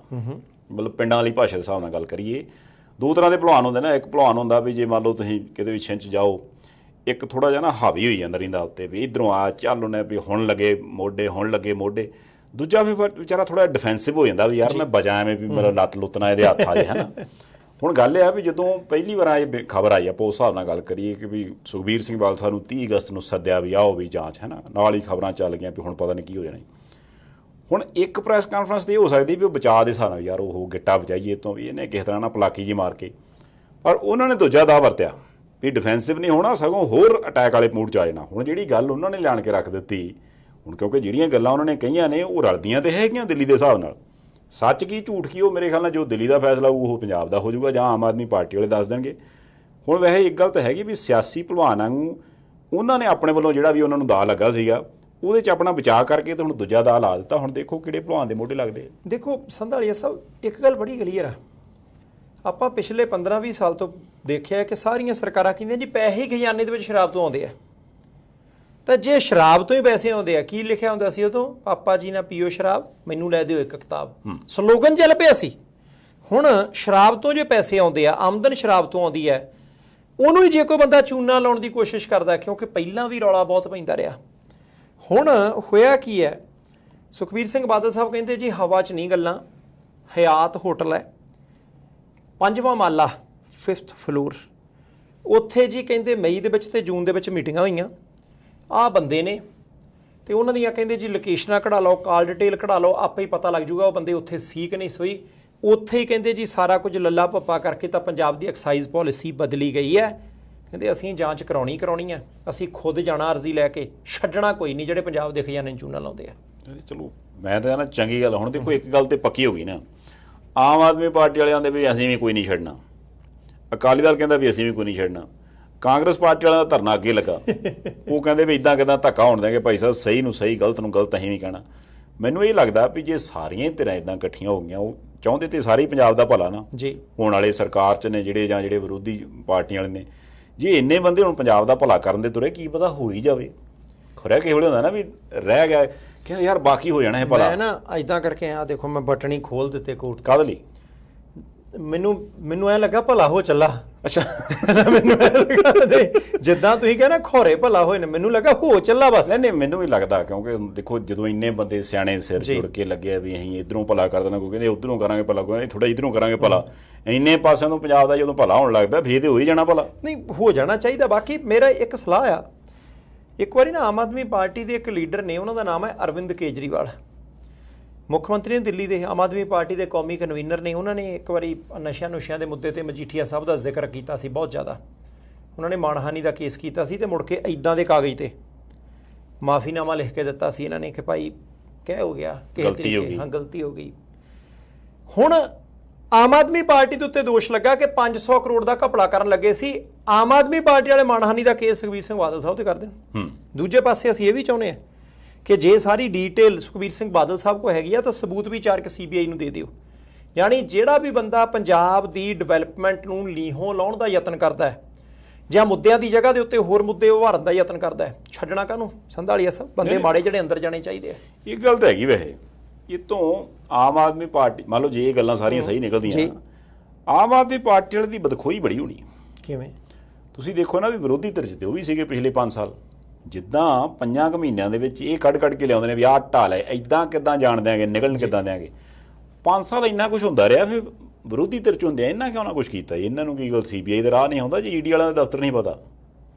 ਸੋਚਣ ਵਾਲੀ ਗੱਲ ਆ। ਵੈਸੇ ਨਾ ਵੇਲੇ ਸਿਰ ਬੋਲਣਾ ਬਹੁਤ ਜ਼ਰੂਰੀ ਹੈ। ਮੈਂ ਉਹ ਤਾਂ ਕਹਿ ਰਿਹਾ ਤੁਹਾਨੂੰ, ਬੰਗਲਾਦੇਸ਼ ਦਾ ਨਾ ਜਿਹੜਾ ਵਿੱਤ ਮੰਤਰੀ ਆ, ਔਰ ਨਾ ਪੜ੍ਹਦਾ ਰਿਹਾ, ਮੈਨੂੰ ਪਤਾ, ਪੜ੍ਹੇ ਲਿਖੇ ਬੰਦੇ ਹੁੰਦੇ। ਇੰਨਾ ਹੀ ਬਹੁਤ ਆ ਵੀ ਤੁਸੀਂ ਮਾਨਤਾ ਦਿੱਤੀ ਵੀ ਮੈਂ ਪੜ੍ਹਿਆ ਹੀ ਨਹੀਂ, ਤੁਸੀਂ ਬਹੁਤ ਪੜ੍ਹੇ ਲਿਖੇ ਬੰਦੇ ਹੋ। ਨਹੀਂ ਮੈਂ ਕਿਹਾ ਜਾਨੀ ਤੁਸੀਂ ਇਹ ਤੁਸੀਂ ਮੰਨਦੇ ਹੋ ਕਿ ਬੰਗਲਾਦੇਸ਼ ਦੇ ਵਿੱਚ ਸਿਆਸਤਦਾਨ ਪੜ੍ਹੇ ਲਿਖੇ ਨੇ? ਨਹੀਂ ਮੈਂ ਤੁਸੀਂ ਕਦੇ ਅੱਜ ਤੱਕ ਤੁਸੀਂ ਭਾਰਤ ਦੇ ਦੋ ਤਰ੍ਹਾਂ ਦੇ ਬੰਦੇ ਪੜ੍ਹਨ ਵਾਲੇ ਹੁੰਦੇ ਆ। ਅੱਛਾ, ਇੱਕ ਤੇ ਹੁੰਦਾ ਵੀ ਜਿਹੜੇ ਬੰਦੇ ਦਾ ਕੰਮ ਹੁੰਦਾ ਵੀ 4-5 ਕਿਤਾਬਾਂ ਅਗਲੇ ਪਾਸੇ ਐਦਾਂ, ਇੱਕ ਹੁੰਦਾ ਇੱਕੋ ਹੀ ਕਾਪੀ ਗੋਲ ਕਰਕੇ ਪਿਛਲੇ ਪਾਸੇ ਪੈਂਟ 'ਚ। ਬੰਦੇ ਦੋਵੇਂ ਪੜ੍ਹਨ ਜਾਂਦੇ, ਕਲਾਸ ਵੀ ਸੇਮ ਹੁੰਦੀ ਹੈ। ਨਹੀਂ ਆਉਂਦਾ ਜਾਂਦਾ, ਤੁਹਾਨੂੰ ਗੱਲ ਸੁਣਾਈ ਸੀ ਨਾ ਇੱਕ ਵਾਰੀ ਕਿ ਇੱਕ ਵਾਰੀ ਕਿਸੇ ਜਾਣੀ ਕਿ ਤਾਇਆ ਚਾਚਾ ਜੀ ਦੇ ਘਰੇ ਗਏ ਤੇ ਉਹਨਾਂ ਨੂੰ ਜਿਨ੍ਹਾਂ ਦੇ ਨਾਲ ਗਏ ਉਹ ਕਹਿੰਦੇ ਜੀ ਕਿੱਦਾਂ ਫਿਰ ਮੁੰਡਾ ਜਾਣੀ ਕਾਲਜ ਪੜ੍ਹਦਾ ਹੈ, ਮੁੰਡਾ ਪੜ੍ਹਨ ਜਾਂਦਾ ਹੈ। ਉਹ ਮੂਹਰੇ ਉਹ ਕਹਿੰਦੇ ਜੀ ਆਉਂਦਾ ਜਾਂਦਾ ਹੈ। ਉਹ ਕਹਿੰਦੇ ਨਹੀਂ ਜੀ, ਮੈਂ ਪੁੱਛਿਆ ਜੀ ਪੜ੍ਹਨ ਜਾਂਦਾ? ਕਹਿੰਦੇ ਜੀ ਆਉਂਦਾ ਜਾਂਦਾ। ਉਹ ਕਹਿੰਦੇ ਜੀ ਕਿਵੇਂ ਆਉਂਦਾ ਜਾਂਦਾ? ਕਹਿੰਦੇ ਜੀ ਸਾਡੇ ਕੋਲੋਂ ਸਵੇਰ ਨੂੰ ਵੀ ਜਾਂਦਾ ਤੇ ਸ਼ਾਮ ਨੂੰ 2 ਵਾਲੀ ਬੱਸੇ ਆਉਂਦਾ ਵੀ ਹੈ, ਪਰ ਅਸੀਂ ਇਹਦੇ ਹੱਥ 'ਚ ਕਿਤਾਬ ਕਦੇ ਨਹੀਂ ਦੇਖੀ, ਕਾਪੀ ਪਿੱਛੇ ਮਰੋੜ ਕੇ ਜਿਹੜੀ ਪੈਂਟ ਦੀ ਜੇਬ 'ਚ ਪਾਈ ਹੁੰਦੀ ਆ, ਇਸ ਕਰਕੇ ਸਾਨੂੰ ਨਹੀਂ ਪਤਾ ਮੁੰਡਾ ਪੜ੍ਹਦਾ ਕਿ ਨਹੀਂ ਪੜ੍ਹਦਾ। ਦਾਖਲਾ ਅਸੀਂ ਲੈ ਕੇ ਦਿੱਤਾ, ਫੀਸ ਅਸੀਂ ਦਿੱਤੀ ਹੈ, ਕਿਰਾਇਆ ਅਸੀਂ ਦਿੰਨੇ ਆ, ਸਾਡੇ ਭਾਅ ਦਾ ਤਾਂ ਆਉਂਦਾ ਜਾਂਦਾ ਜ਼ਰੂਰ ਹੈ। ਹਾਂ ਨਹੀਂ ਮਤਲਬ ਚਲੋ ਇਹ ਹੁਣ ਤੁਹਾਨੂੰ ਪਤਾ ਹੋ ਜਾਂ ਤੁਹਾਡੇ ਯਾਰ ਨੂੰ ਪਤਾ ਹੋ ਵੀ ਤੁਸੀਂ ਆਉਂਦੇ ਜਾਂਦੇ ਰਹਿ ਕੇ ਕੁਝ ਪੜ੍ਹਿਆ ਵੀ। ਆਪਾਂ ਬੰਗਲਾਦੇਸ਼ ਦੇ ਮੰਤਰੀ ਤੇ ਚੱਲੀਏ। ਮੈਂ ਗੱਲ ਇਹ ਕਰਦਾ ਸੀ ਕਿ ਸਾਫ਼ ਕੋਈ ਜ਼ਰੂਰੀ ਹੈ, ਮੈਨੂੰ ਨਹੀਂ ਪਤਾ ਉਹ ਦੇਸ਼ ਕਈ ਮੁੱਦਿਆਂ ਦੇ ਉੱਤੇ ਨਾ ਜਦੋਂ ਰੈਂਕਿੰਗ ਜੀ ਆਉਂਦੀ ਹੁੰਦੀ ਸੂਚੀਆਂ, ਉਹਦੇ ਵਿੱਚ ਸੰਧਾਲੀਆ ਸਾਹਿਬ ਬੰਗਲਾਦੇਸ਼ ਦੀ ਹਾਲਤ ਕਈ ਮੁੱਦਿਆਂ ਤੇ ਭਾਰਤ ਨਾਲੋਂ ਵਧੀਆ ਆ। ਮਾੜੀ ਵੀ ਬਹੁਤ ਸਾਰੇ ਮੁੱਦਿਆਂ ਤੇ ਹੋਏਗੀ। ਅਸੀਂ ਤਾਂ ਕਹਿੰਦੇ ਸਾਰੀ ਦੁਨੀਆ ਚੰਗੀ ਹੋਵੇ, ਅਸੀਂ ਇਸ ਗੱਲ 'ਚ ਖੁਸ਼ ਨਹੀਂ ਕਿ ਜੇ ਭਾਰਤ ਦੇ ਵਿੱਚ ਕੋਈ ਸਥਿਤੀ ਬਹੁਤੀ ਠੀਕ ਨਹੀਂ ਤਾਂ ਦੂਜਾ ਉਦੋਂ ਵੀ ਮਾੜਾ ਹੋਵੇ। ਅਸੀਂ ਤਾਂ ਕਹਿੰਦੇ ਸਾਰੀ ਦੁਨੀਆ ਉੱਪਰ ਹੋਵੇ, ਅਸੀਂ ਉਹਨਾਂ ਨਾਲ ਦੇਖ ਕੇ ਹੋਰ ਉੱਪਰ ਜਾਈਏ। ਮੱਤ ਤਾਂ ਗੁਆਂਢੀ ਨੂੰ ਦੇਖ ਕੇ ਆਉਣੀ ਆ ਨਾ। ਉਹ ਬੰਗਲਾਦੇਸ਼ ਦਾ ਜਿਹੜਾ ਮਿਨਿਸਟਰ ਹੈ, ਵਿੱਤ ਮੰਤਰੀ ਹੈ, ਮੇਰੇ ਖਿਆਲ ਕਾਮਿਲ ਮੁਸਤਫਾ ਜੀ ਉਹਦਾ ਨਾਂ, ਜੇ ਮੈਂ ਗਲਤ ਨਾ ਹੋਵਾਂ, ਉਹ ਬੰਦੇ ਨੇ ਬੜੇ ਸਾਫ਼ ਤਰੀਕੇ ਨਾਲ ਕਹੇ, ਕਹਿੰਦੇ ਜੀ ਜਿਹੜਾ ਬੈਲਟ ਐਂਡ ਰੋਡ ਇਨੀਸ਼ੀਏਟਿਵ ਚੀਨ ਦਾ ਜਿਹੜਾ ਪ੍ਰੋਜੈਕਟ ਹੈ ਜਿਹਦੇ ਨਾਲ ਸੜਕਾਂ ਬਣਾ ਕੇ ਮੁੜ ਕਰਜ਼ੇ ਕੁਰਜ਼ੇ ਦਿੰਦਾ, ਕਹਿੰਦੇ ਪ੍ਰੋਜੈਕਟ ਵਧੀਆ, ਸਾਡਾ ਦੇਸ਼ ਵੀ ਕਹਿੰਦੇ ਉਹਦੇ ਵਿੱਚ ਸ਼ਾਮਲ ਹੈ। ਪਰ ਕਹਿੰਦੇ ਅੱਜ ਮੈਂ ਮੰਤਰੀ ਹੁੰਦਿਆਂ ਇਹ ਗੱਲ ਕਹਿ ਦਿੰਦਾ ਕਿ ਜਿਹੜਾ ਦੇਸ਼ ਛੋਟਾ ਹੈ, ਜਿਹੜਾ ਦੇਸ਼ ਵਿੱਤੀ ਤੌਰ ਤੇ ਕਮਜ਼ੋਰ ਹੈ ਤੇ ਜਿਹੜਾ ਦੇਸ਼ ਹੈ ਜੇ ਵਿਕਾਸਸ਼ੀਲ ਹੈ, ਬਾਅਦ 'ਚ ਜੋ ਕਹਿੰਦੇ ਬਾਅਦ 'ਚ ਜਿਹੜੇ ਹਿਸਾਬ ਦੇ ਨਾਲ ਆ ਰੋਡ ਇਨੀਸ਼ੀਏਟਿਵ ਲੈ ਕੇ ਸੜਕ ਬਣਾਉਂਦੇ ਆ, ਰੇਲਾਂ ਵਿਛਾਉਂਦੇ ਆ, ਸਮੁੰਦਰੀ ਬੰਦਰਗਾਹਾਂ ਜਿਹੜੀਆਂ ਡਿਵੈਲਪ ਕਰਦੇ ਆ, ਉਹ ਪੈਸੇ ਪੂਹੇ ਨਹੀਂ ਕਹਿੰਦੇ ਮੋੜੇ ਜਾਂਦੇ। ਉਹ ਦੇਸ਼ ਤਬਾਹੀ ਦੇ ਕੰਢੇ ਤੇ ਜਾਊਗਾ। ਸ਼੍ਰੀਲੰਕਾ ਦੇਖ ਲਓ, ਪਾਕਿਸਤਾਨ ਦੇਖ ਲਓ। ਤੇ ਮੈਂ ਤਾਂ ਕਹਿੰਦੇ ਆਪਣੇ ਮੁਲਕ ਵਾਲਿਆਂ ਨੂੰ ਕਹਿਣਾ ਤੇ ਬਾਕੀਆਂ ਨੂੰ ਵੀ ਕਹਿਣਾ ਕਿ ਭਾਈ ਚੀਨ ਦੇ ਕਰਜ਼ੇ ਤੋਂ ਬਚੋ। ਕਿਹੜਾ ਮੰਤਰੀ ਹੈ ਕੋਈ ਦੱਸਦਾ ਹੁੰਦਾ ਕਿ ਭਾਈ ਅਸੀਂ ਆ ਸੜਕ ਬਣਾਉਣ ਲੱਗੇ ਆ, ਰੇਲ ਬਣਾਉਣ ਲੱਗੇ ਆ, ਬੰਦਰਗਾਹ ਡਿਵੈਲਪ ਕਰਨ ਲੱਗੇ ਆ, ਇਸ ਮੁਲਕ ਤੋਂ ਪੈਸੇ ਲੈ ਰਹੇ, ਕਰਜ਼ੇ ਦੀਆਂ ਸ਼ਰਤਾਂ ਹੋਣਗੀਆਂ। ਮੈਂ ਕਹਿੰਦਾ ਕਿ ਚੰਗੀ ਗੱਲ ਹੈ, ਕਿਸੇ ਬੰਦੇ ਨੇ ਮੰਤਰੀ ਹੁੰਦਿਆਂ ਹਿੰਮਤ ਤਾਂ ਕੀਤੀ। ਹਾਲਾਂਕਿ ਪਿਛਲੇ 2 ਸਾਲਾਂ ਦੇ ਵਿੱਚ ਸੰਧਾਲੀਆ ਸਾਹਿਬ ਤੇਲ ਦੇ ਭਾਅ 54% ਉੱਥੇ ਵੱਧ ਗਏ ਆ, ਮਹਿੰਗਾਈ ਵਧੀ ਹੈ। ਜਿਹੜਾ ਉਹਨਾਂ ਦਾ ਵਿਦੇਸ਼ੀ ਮੁਦਰਾ ਭੰਡਾਰ ਹੈ 4-5 ਮਹੀਨੇ ਦਾ ਹੀ ਰਹਿ ਗਿਆ। ਇੰਟਰਨੈਸ਼ਨਲ ਮੋਨੀਟਰੀ ਫੰਡ ਜਿਹਨੂੰ ਵਿਸ਼ਵ ਜਾਂ ਅੰਤਰਰਾਸ਼ਟਰੀ ਮੁਦਰਾ ਕੋਸ਼ ਕਹਿੰਦੇ ਆ, ਉਹਦੇ ਤੋਂ ਅਰਬਾਂ ਡਾਲਰ ਕਰਜ਼ਾ ਲੈਣ ਦੇ ਲਈ ਹਾੜੇ ਕੱਢਦੇ ਫਿਰਦੇ ਆ ਬੰਗਲਾਦੇਸ਼ ਵਾਲੇ। ਪਰ ਫਿਰ ਵੀ ਬੇਲੇ ਸਿਰ ਸਮਝ ਗਏ, ਨਹੀਂ ਤਾਂ ਹੰਬਨ ਟੋਟਾ ਗਦਾਵਰ ਇਹ ਬੰਦਰਗਾਹਾਂ ਨੇ, ਇੱਕ ਸ਼੍ਰੀਲੰਕਾ ਦੀ ਇੱਕ ਪਾਕਿਸਤਾਨ ਦੀ, ਕਹਿਣ ਨੂੰ ਹੀ ਉਹਨਾਂ ਦੀਆਂ ਹੈਗੀਆਂ ਚੀਂਦੀਆਂ। ਨਹੀਂ ਉਹ ਕਹਿਣ ਨਹੀਂ ਕਿਉਂ ਨੇ, ਤੁਸੀਂ ਦੇਖੋ ਪਾਕਿਸਤਾਨ ਦੇ ਵਿੱਚ ਦੀ ਐ ਨਿਕਲਦੀ ਕਿ ਨਹੀਂ ਸੜਕੋ ਚੀਰਦੀ ਜਾਂਦੀ ਸਿਰੇ ਤੋਂ ਲੈ ਕੇ ਐਂਡ ਤੱਕ ਉਸ ਬੰਦਰਗਾਹ ਤੱਕ ਜਾਂਦੀ ਹੈ। ਹੁਣ ਉਸੇ ਦਾ ਕਰਜ਼ਾ ਹੀ ਹੈ ਜਿਹੜਾ ਉਹ ਕਹਿੰਦੇ ਵੀ ਅਸੀਂ ਮੋੜਦੇ ਆ। ਉਹ ਕਹਿੰਦੇ ਕਿਹੜਾ ਡਾਲਰ ਲੈ ਲਓ ਸਾਡੇ ਕੋਲ, ਕਹਿੰਦਾ ਭਾਜੋ ਡਾਲਰ ਨਹੀਂ ਲੈਣਾ, ਯੂਆਨ ਚਾਹੀਦਾ ਸਾਡੇ ਵਾਲਾ ਚਾਹੀਦਾ। ਮਤਲਬ ਪੇਚਾ ਉਹਨਾਂ ਦਾ ਇਹ ਵੀ ਆ ਵੀ ਅਗਲਾ ਕਹਿੰਦਾ ਵੀ ਸ਼ਾਹੂਕਾਰ ਕਹਿੰਦਾ ਕਰਜ਼ਾ ਤਾਂ ਮੋੜ ਦੇਗਾ ਤੂੰ, ਪਰ ਲੈਣੇ ਮੈਂ 10 ਵਾਲਾ ਹੀ, 5 ਵਾਲਾ ਕੋਈ ਨਹੀਂ ਲੈਣਾ। ਹੁਣ 10 ਵਾਲਾ ਉਹਦੇ ਕੋਲ ਹੋਵੇ ਨਾ, ਉਹ ਸਿਰਫ ਉਹਦੇ ਕੋਲ ਹੀ ਆ। ਹੁਣ ਜਿਸ ਹਿਸਾਬ ਨਾਲ ਯੂਆਨ ਵਾਲਾ ਪੇਚਾ ਉਹਨਾਂ ਨੇ ਪਾਇਆ, ਮੈਂ ਵਾਕਿਆ ਗੱਲ ਸਹੀ ਉਹਨਾਂ ਦੀ ਵੀ 2 ਉਦਾਹਰਨਾਂ ਤਾਂ ਭਾਰਤ ਦੇ ਘੇਰੇ ਹੋ ਗਈਆਂ ਵੀ ਪਾਕਿਸਤਾਨ ਦੇ ਤਾਂ ਬਿਜਲੀ ਕੱਢਤੀ ਇੱਕ ਨਾ ਸੜਕ ਉਹਨਾਂ ਨੇ, ਬੰਦਰਗਾਹ ਬਣ ਗਈ। ਸ਼੍ਰੀਲੰਕਾ ਦੀ ਉਹ ਬੰਦਰਗਾਹ ਬਣਾ ਕੇ ਟੋਟਾ ਜਿਹਾ ਦੱਬੀ ਬੈਠੇ ਨੇ, ਤੇ ਜੋ ਸ਼੍ਰੀਲੰਕਾ ਦੇ ਹਾਲਾਤ ਨੇ ਕੁਛ ਪਤਾ ਨਹੀਂ ਕਦੋਂ ਖੁਦ ਹੀ ਕਹਿਣ ਭਾਜੀ ਪਰ ਨੱਪ ਲੋ ਛੱਡੋ। ਕਹਿੰਦੇ ਹੁੰਦਾ ਨਾ ਭੋਰਾ ਕ ਲੱਡੂ ਇਧਰੋਂ ਤੋੜ ਕੇ ਦੇ ਦਿਓ, ਉਹਨਾਂ ਨੇ ਤੋੜ ਲਿਆ ਉਹਨਾਂ ਸ਼੍ਰੀਲੰਕਾ ਚ। ਹਾਂ ਨਹੀਂ ਵੈਸੇ ਇੱਕ ਗੱਲ ਹੈ ਵੀ ਇਹਦੇ ਚ ਮੇਰੇ ਦਿਮਾਗ 'ਚ ਵੈਸੇ ਇੱਕ ਗੱਲ ਹੋ ਜਾਂਦੀ ਵੀ ਲੀਡਰ ਤੇ ਲੀਡਰ ਹੀ ਨੇ। ਫਿਰ ਵੀ ਜੇ ਉਹਨਾਂ ਨੇ ਆਹ ਗੱਲ ਕਹੀ ਆ ਵੀ ਬਚਿਆ ਜਾਂਦਾ ਤੇ ਬਾਜੂ, ਇਹ ਮੈਨੂੰ ਲੱਗਦਾ ਵੀ ਉਹਨਾਂ ਦੀ ਮੀਟਿੰਗ ਚੰਗੀ ਤਰ੍ਹਾਂ ਕਰਾਈ ਨਹੀਂ ਉਹਨਾਂ ਨੇ। ਤੁਹਾਡਾ ਰੋਜ਼ ਹੀ ਫੋਨ ਵੱਜ ਪੈਂਦਾ ਨਾ, ਇਹਦੇ ਰੋਟੀ ਤਾਂ ਨਹੀਂ ਖਾਂਦੇ? ਦੇਖੋ ਜੀ ਇਹਦੇ ਚਾਹ ਦੇਖੋ ਇੱਕ ਅਲਾਰਮ ਲਾਇਆ ਮੈਂ, ਇਹ ਅਲਾਰਮ ਦਾ ਕਰਕੇ ਆਉਂਦਾ ਕੰਮ। ਤੇ ਮੈਂ ਠੀਕ ਹੈ, ਤੁਸੀਂ ਐਂ ਕਰਨਾ ਹੁਣ ਬੀਪੀ ਦੀ ਗੋਲੀ ਵੇਲੇ ਸਿਰ ਖਾ ਲੈਣੀ ਆ, ਕਿਉਂਕਿ ਜੇ ਤੁਸੀਂ ਬੀਪੀ ਦੀ ਗੋਲੀ ਵੇਲੇ ਸਿਰ ਨਾ ਖਾਧੀ ਫਿਰ ਤੁਹਾਡਾ ਬਹੁਤ ਔਖਾ ਹੋ ਜਾਣਾ। ਇਹ ਕੰਬਦੇ ਹੱਥਾਂ ਨਾਲ ਅਲਾਰਮ ਬੰਦ ਕਰਦੇ ਹੋਏ ਗੁਰਪ੍ਰੀਤ ਸਿੰਘ ਜੀ ਸੰਧਾਲੀਆ ਲੈ ਦੱਸ। ਪਰ ਮੈਂ ਬੜਾ ਹੈਰਾਨ ਆ, ਹਾਂਜੀ ਇਹਨੂੰ ਮੈਂ ਬਦਲ ਹੀ ਦਿਆਂ ਯਾਰ, ਤੁਹਾਡੇ ਹਿਸਾਬ ਨਾਲ ਨਹੀਂ ਚਾਹੀਦਾ। ਲਗਾਤਾਰ 2 ਵਾਰ ਹੋ ਗਿਆ ਇਹ। ਹਾਂ ਮਤਲਬ ਮੈਂ ਇਹ ਮਾਫੀ ਚਾਹਾਂਗਾ ਵੀ ਇਹ ਅਲਾਰਮ ਵਾਲਾ ਕੰਮ ਇਸ ਕਰਕੇ ਰੱਖਿਆ ਕਿਉਂਕਿ ਇੱਥੋਂ ਵਾਲੇ ਸੂਰਜ ਦੇ ਹਿਸਾਬ ਨਾਲ ਦਿਨ ਨਹੀਂ ਚੱਲਦਾ ਹੈ ਨਾ, ਘੜੀ ਦੇ ਹਿਸਾਬ ਨਾਲ ਚੱਲਣਾ ਪੈਂਦਾ ਵੀ ਇੰਨਾ ਕੁ ਟਾਈਮ ਹੋ ਗਿਆ ਤੇ ਇੰਨੇ ਕੋਈ ਚੱਲਣਾ ਪੈਂਦਾ। ਕਿਉਂਕਿ ਜੇ ਬਾਹਰ ਸੂਰਜ ਦੇ ਹਿਸਾਬ ਨਾਲ ਵੇਖਦਾ ਯਾਰ ਇਹ ਤੇ ਦੁਪਹਿਰਾ, ਉਹ ਕਹਿੰਦੇ ਨੇ ਦੁਪਹਿਰਾ ਦੁਪੂਰਾ ਕੋਈ ਨਹੀਂ ਵੀਰ, ਸ਼ਾਮਾਂ ਪੈ ਗਈਆਂ। ਨਹੀਂ ਗੱਲ ਤੁਹਾਡੀ ਠੀਕ ਹੈ, ਬਾਕੀ ਸੰਧਾਲੀਆ ਸਾਹਿਬ ਇੱਕ ਗੱਲ ਹੈਗੀ ਬੇਨਤੀ ਕਰਨੀ। ਆਪਾਂ ਹੁਣ ਆਪਣੀ ਗੱਲ ਤੇ ਮੈਂ ਜਿਹੜੀ ਗੱਲ ਕਰਨਾ ਉਹ ਮੇਰੀ ਵਿੱਚੇ ਹੈਗੀ ਯਾਰ, ਵਿੱਚੇ ਪਤਾ ਨਹੀਂ ਕਿ ਅਲਾਰਮ ਅੱਜ ਮਰਾ ਮੈਂ ਵਜਾਇਆ ਹੀ। ਮੈਂ ਇਹ ਗੱਲ ਕਰਨ ਲੱਗਿਆ ਸੀ ਵੀ ਜਿਹੜੇ ਲੀਡਰ ਸਾਹਿਬ ਨੇ ਉਹਨਾਂ ਦਾ ਹੋ ਸਕਦਾ ਵੀ ਕੋਈ ਨਾ ਕਮਿਸ਼ਨ ਵਾਲੀ ਤੈਅ ਬੈਠੀ ਹੋਵੇ ਤਾਂ ਹੀ ਬੰਦਾ ਅੰਦਰਲੀ ਗੱਲ ਦੱਸੀ ਜਾਂਦਾ, ਨਹੀਂ ਤੇ ਅਗਲੇ ਨੇ ਕਹਿਣਾ ਵੀ ਤੂੰ ਵੀਰ ਕੀ ਲੈਣ ਦੇ ਨਹੀਂ, ਤੂੰ ਇਹ ਦੱਸ ਵੀ ਤੂੰ ਇਹ ਇੱਥੋਂ ਸਾਨੂੰ ਮਸਲਾ ਹੱਲ ਹੋ ਲੈਣ ਦੇ, ਤੁਸੀਂ ਆਪਣਾ ਦੇਖੋ ਵੀ ਕਿੱਥੇ ਜਾ ਕੇ ਵਸਣਾ ਨਜ਼ਾਰੇ ਲੈਣੇ। ਕਿਤੇ ਨਾਲ ਦੇ ਨੇ ਇਹ ਨਹੀਂ ਕਹਦਾ ਇਹਨੂੰ ਪਹਿਲਾਂ ਘਰ ਨੂੰ ਤੁਰੋ ਯਾਰ, ਅਸੀਂ ਸਾਂਭ ਲਵਾਂਗੇ ਇਹਦੇ ਵਾਲਾ ਮਹਿਕਮਾ। ਅੱਛਾ 800 ਕਰੋੜ ਰੁਪਈਆ ਕੇਜਰੀਵਾਲ ਸਾਹਿਬ ਆਂਦੇ ਆ। ਨਹੀਂ ਮੈਂ ਸੋਚਦਾ ਸੀ ਕਿ ਉਧਰਲਾ ਬੰਦਾ ਇਹ ਕਹੀ ਜਾਂਦਾ ਕਿ ਭਾਈ ਬਚ ਜੋ ਦੇਸ਼ ਬਚਾ ਲਓ, ਇੱਧਰ ਕਹਿੰਦੇ ਜੀ ਸਰਕਾਰ ਬਚਾ ਲਓ ਜਾਂ ਸਰਕਾਰ ਤੋੜ ਦਿਓ। ਨਹੀਂ ਪਰ ਮੈਂ ਬੜਾ ਹੈਰਾਨ ਆ, ਕੱਲ ਆਪਾਂ ਜੇ 20 ਕਰੋੜ ਦੀ ਗੱਲ ਕਰਦੇ ਸੀ, ਆਪਣਾ ਹਿਸਾਬ 80 ਕਰੋੜ ਤੇ ਨਹੀਂ ਸੀ ਰਲਦਾ। ਫਿਰ ਆਪਾਂ ਨੂੰ ਇਹ ਵੀ ਗੱਲ ਪਤਾ ਲੱਗੀ ਸੀ ਵੀ ਉਹ ਕਹਿੰਦੇ ਵੀ ਨਹੀਂ ਜੇ ਇੱਕ ਅੱਧਾ ਨਾਲ ਲੈ ਉਹ 25 ਵੀ ਕਰ ਦਾਂਗੇ, ਕੋਈ ਗੱਲ ਨਹੀਂ, ਤੁਹਾਡਾ ਵੀ ਖਿਆਲ ਰੱਖਾਂਗੇ। ਕੱਲ ਤੇ ਕਮਿਸ਼ਨ ਵਾਲੇ 95 ਕਰੋੜ ਤੋਂ ਆਪਾਂ ਮੁੜਿਆ ਸੀ। ਹੁਣ ਗੱਲ ਇਹ ਆ ਵੀ ਕੇਜਰੀਵਾਲ ਸਾਹਿਬ ਕਹਿੰਦੇ ਆ ਵੀ ਮਹਾਰਾਜ 4 ਨਹੀਂ 40 ਨੂੰ ਆਫਰ ਆਈ ਆ 20 ਕਰੋੜ, ਯਾਨੀ ਕਿ ਦਿੱਲੀ ਦੇ ਆਮ ਆਦਮੀ ਪਾਰਟੀ ਦੇ ਮੌਜੂਦਾ MLAs ਨੂੰ 20 ਕਰੋੜ ਦੀ ਆਫਰ ਆਈ ਆ 40 ਨੂੰ ਵੀ ਤੁਸੀਂ ਆਮ ਆਦਮੀ ਪਾਰਟੀ ਛੱਡੋ, ਪਾਰਟੀ ਤੋੜੋ, ਆਓ ਤੇ ਜੁਝਾਰੇ ਲਾਓ। ਮਤਲਬ ਇਹ ਕੇਜਰੀਵਾਲ ਸਾਹਿਬ ਦਾ ਕਹਿਣਾ। ਦੇਖੋ 70 ਵਿਧਾਇਕਾਂ ਦੀ ਅਸੈਂਬਲੀ ਆ ਉੱਥੇ, ਉਹਦੇ ਵਿੱਚੋਂ 62 ਆਮ ਆਦਮੀ ਪਾਰਟੀ ਕੋਲ ਹੈ, ਬਾਕੀ ਭਾਰਤੀ ਜਨਤਾ ਪਾਰਟੀ ਕੋਲ ਬੰਦੇ ਜਿਹੜੇ ਆ। ਹੁਣ ਉਹਨਾਂ ਦੇ ਵਿੱਚੋਂ ਜੇ 36 MLA ਜਿਹੜੀ ਤੇਰੇ ਨਾਲ ਹੋ ਜਾਂਦੇ ਸਰਕਾਰ ਉਹਦੀ ਹੈ, ਤੇ ਜੇ ਉਹ ਕਹਿੰਦੇ ਜੀ ਸਾਡੇ 40 ਬੰਦੇ ਤੋੜਨ ਨੂੰ ਫਿਰਦੇ ਆ, ਫਿਰ ਉਹ ਠੀਕ ਹੀ ਫਿਰਦੇ ਆ ਕਿ ਭਾਈ ਜੇ 2-3-4 ਉਰੇ ਪਰੇ ਵੀ ਹੋ ਜਾਣ ਜਾਂ 10 ਵੀ ਹੋ ਜਾਣ ਬਾਕੀ ਸਾਡੇ ਹੈਗੇ ਆ। ਨਹੀਂ ਪਰ ਇਹ ਗੱਲ ਤਾਂ ਹੈਗੀ ਹੈ, ਕੰਮ ਸਿੱਕੇ ਬੰਦ ਕਰ ਦੇਣਾ ਹੈ ਪੂਰਾ। ਤੁਸੀਂ ਇਹ ਦੇਖੋ ਵੀ ਜੇ 36 ਚਾਹੀਦੇ ਨੇ, 7-8 ਉਹਨਾਂ ਕੋਲੇ ਹੈਗੇ ਆ, 36 ਚੋਂ ਬਾਕੀ ਕਿੰਨੇ ਬਚੇ? 28। ਉਹ 28 ਦਾ ਵੀ ਸੌਦਾ ਕਰ ਸਕਦੇ ਸੀ, ਉਹ 40 ਦਾ ਕਰ ਰਿਹਾ ਵੀ 7-8 ਆਪਣੇ ਵਾਲੇ ਹੈਗੇ, 40 ਉਧਰੋਂ ਚੱਕੋ। ਐਸਾ ਸਿੱਕੇਬੰਦ ਕਰ ਦਿਓ ਨਾ ਪਲਸਤਰ ਜੀ ਵੀ ਕੰਧ ਦੋਵਾਂ ਪਾਸਿਓਂ ਤੋਂ ਪਲਸਤਰ ਹੋ ਜਾਵੇ। ਹੁਣ ਕੇਜਰੀਵਾਲ ਸਾਹਿਬ ਨੇ ਕਿਹਾ ਕਿ ਸਾਡੇ ਬੰਦਿਆਂ ਤੱਕ ਅੱਪੜ ਰਹੇ ਆ, 20 ਕਰੋੜ ਦੀ ਆਫਰ ਹੈ, ਧਮਕਾ ਵੀ ਰਹੇ ਆ, ਪਰ ਸਾਡੇ ਬੰਦੇ ਕਹਿੰਦੇ ਜੀ ਇਦਾਂ ਦੇ ਟੁੱਟ ਰਹੇ ਆ। ਕਹਿੰਦੇ ਮੈਂ ਬਹੁਤ ਕਿਸਮਤ ਵਾਲਾ ਬੰਦਾ ਜਿਹਨੂੰ ਸਸੂਦੀ ਵਰਗਾ ਭਰਾ ਮਿਲਿਆ, ਅਸੀਂ ਗਲਤ ਕੱਖ ਵੀ ਨਹੀਂ ਕੀਤਾ, ਜਿੱਥੋਂ ਮਰਜ਼ੀ ਜਾਂਚ ਪੜਤਾਲ ਕਰਾ ਲਓ। ਠੀਕ ਹੈ, ਕੇਜਰੀਵਾਲ ਸਾਹਿਬ ਦੀ ਗੱਲ ਮੰਨੀ। ਪਰ ਦੂਸਰੇ ਪਾਸੇ ਬੀਬੀ ਮੀਨਾਕਸ਼ੀ ਲੇਖੀ ਨੇ ਪੰਜਾਬ ਦੇ ਵਿੱਚ ਵੀ ਇਲੈਕਸ਼ਨ ਦੇ ਵਿੱਚ ਸਰਗਰਮ ਬੜੇ ਸੀ, ਕੇਂਦਰ ਸਰਕਾਰ ਦੇ ਵਿੱਚ ਮਿਨਿਸਟਰ ਨੇ, ਉਹ ਕਹਿੰਦੇ ਵਾਹ केजरीवाल साहब हम नहीं तोड़ रहे आपके बंदे, आपके विधायक, हमें नहीं ज़रूरत। आप पहले ये बताइए सत्येंद्र जैन अभी तक आपके मंत्रिमंडल में क्यों हैं? वो जेल में हैं, वो भ्रष्टाचार में फंसे हुए, आप उनको मंत्रिमंडल से बाहर निकालिए, नहीं तो जनता आपसे जवाब मांगेगी। ਦੇਖੋ ਜੀ ਗੱਲ ਠੀਕ ਹੈ, ਅੱਛਾ ਜੋ ਕਹਿੰਦੇ ਗੱਲ ਤੇ ਇਹੀ ਹੈ, ਬੰਦਾ ਅੰਦਰ ਹੈ ਭਾਈ ਸਾਹਿਬ, ਉਧਰੋਂ ਮੰਤਰੀ ਕਿੱਦਾਂ ਰਹਿ ਸਕਦਾ। ਅੱਛਾ ਦੂਜੀ ਗੱਲ ਇਹ ਵੀ ਆ ਵੀ ਤੁਸੀਂ 800 ਕਰੋੜ ਮੈਂ ਫੇਰ ਬੇਨਤੀ ਕਰਦਾ ਆਉਣਾ ਕਿੱਥੋਂ? ਨਹੀਂ, ਇਹ ਕੇਜਰੀਵਾਲ ਸਾਹਿਬ ਨੇ ਸਵਾਲ ਪੁੱਛਿਆ, ਉਹ ਕਹਿੰਦੇ ਵੀ 800 ਕਰੋੜ ਬੀਜੇਪੀ ਦੇ ਕੋਲ ਕਿੱਥੋਂ ਆਇਆ। ਹੁਣ ਪਤਾ ਨਹੀਂ ਵੀ ਉਹਦਾ ਜਵਾਬ ਕੋਈ ਦਿੰਦਾ ਕਿ ਨਹੀਂ ਦਿੰਦਾ, ਪਰ ਮੈਂ ਵੈਸੇ ਇੱਕ ਗੱਲ ਸੋਚਦਾ ਸੀ ਵੀ ਜਿੰਨੀ ਦੇਰ ਤੱਕ ਤੇ ਬਾਕੀ ਪੋਲੀਟੀਕਲ ਪਾਰਟੀਆਂ ਹੈਗੀਆਂ ਸੀ ਇੰਡੀਆ ਦੇ ਵਿੱਚ, ਕੋਈ ਕਾਂਗਰਸ ਵਾਲਾ ਜੀ, ਕੋਈ ਇੱਧਰ ਵਾਲਾ ਜੀ, ਕੋਈ ਉੱਧਰ ਵਾਲਾ ਜੀ, ਉਨੀ ਦੇਰ ਤੱਕ ਇਹ ਬਚੇ ਰਹੇ, ਭਾਵੇਂ ਦਿੱਲੀ 'ਚ ਹੀ ਸੀਗੇ। ਉਹ ਮੈਨੂੰ ਐਂ ਲੱਗਦਾ ਵੀ ਹੁਣ ਜਿੱਦਾਂ ਉਹ ਸਾਰੀ ਮਤਲਬ ਜਦੋਂ ਪੈਲੀ ਵਾਹ ਲਈਦੀ ਆ ਜੀ, ਬੰਦਾ ਕਹਿੰਦਾ ਹੁਣ ਨੌਕਰਾਂ 'ਚ ਲਾ ਲਈਏ ਹਲ। ਮੈਨੂੰ ਇਹ ਲੱਗਦਾ ਵੀ ਹੁਣ ਉਹ ਨੌਕਰਾਂ 'ਚ ਹਲ ਲਾਉਣ ਵਾਲੇ ਹਿਸਾਬ ਨਾਲ ਤੁਰ ਪਿਆ। ਨਹੀਂ ਤਾਂ ਇੰਨੇ ਚਿਰ ਤੱਕ ਕੇਜਰੀਵਾਲ ਸਾਹਿਬ ਦਿੱਲੀ 'ਚ ਹੀ ਰਾਜ ਕਰੀ ਜਾਂਦੇ ਸੀ, ਕਿਸੇ MLA ਨੂੰ ਕਦੀ ਕੋਈ ਆਫਰ ਆਈ ਨਹੀਂ ਸੀ। ਦੇਖੋ ਖਤਰਾ ਕੇਜਰੀਵਾਲ ਸਾਹਿਬ ਨੂੰ ਵੀ ਪਤਾ ਵੀ ਹੈਗਾ, ਮਾੜੀ ਮੋਟੀ ਗੱਲ ਨਹੀਂ। ਉਹਨਾਂ ਨੇ ਸਾਰੇ ਵਿਧਾਇਕ ਸੱਦ ਲਏ 62 ਦੇ 62 ਕਿ ਆਓ ਬੈਠ ਕੇ ਗੱਲ ਕਰਦੇ ਹਾਂ। ਇੱਕ ਤਾਂ ਹੈ ਹੀ ਨਹੀਂ ਸੀ ਉੱਥੇ, ਜੈਨ ਸਾਹਿਬ ਤਾਂ ਅੰਦਰ ਨੇ 61 ਰਹਿ ਗਏ, ਇੱਕ ਸਸੋਦੀਆ ਸਾਹਿਬ ਹਿਮਾਚਲ ਗਿਆ ਸੀ, ਭਗਵੰਤ ਮਾਨ ਸਾਹਿਬ ਦੇ ਨਾਲ 60 ਰਹਿ ਗਏ, 7-8 ਫੇਰ ਨਾ ਆਏ।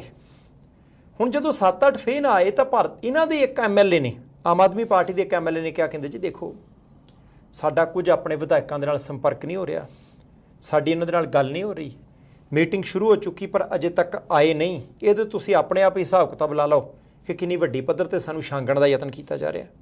ਫਿਰ ਦੂਜੇ ਸਾਹਿਬ ਆ ਗਏ, ਉਹ ਕਹਿੰਦੇ ਜੀ ਗੱਲ ਹੋ ਗਈ ਸਾਰਿਆਂ ਦੇ ਨਾਲ, ਉਹ ਕਿਸੇ ਨਾ ਕਿਸੇ ਕੰਮ ਵਾਲੇ ਪਾਸੇ ਗਏ ਹੋਏ ਆ, ਉਹ ਸਾਡੇ ਨੇ।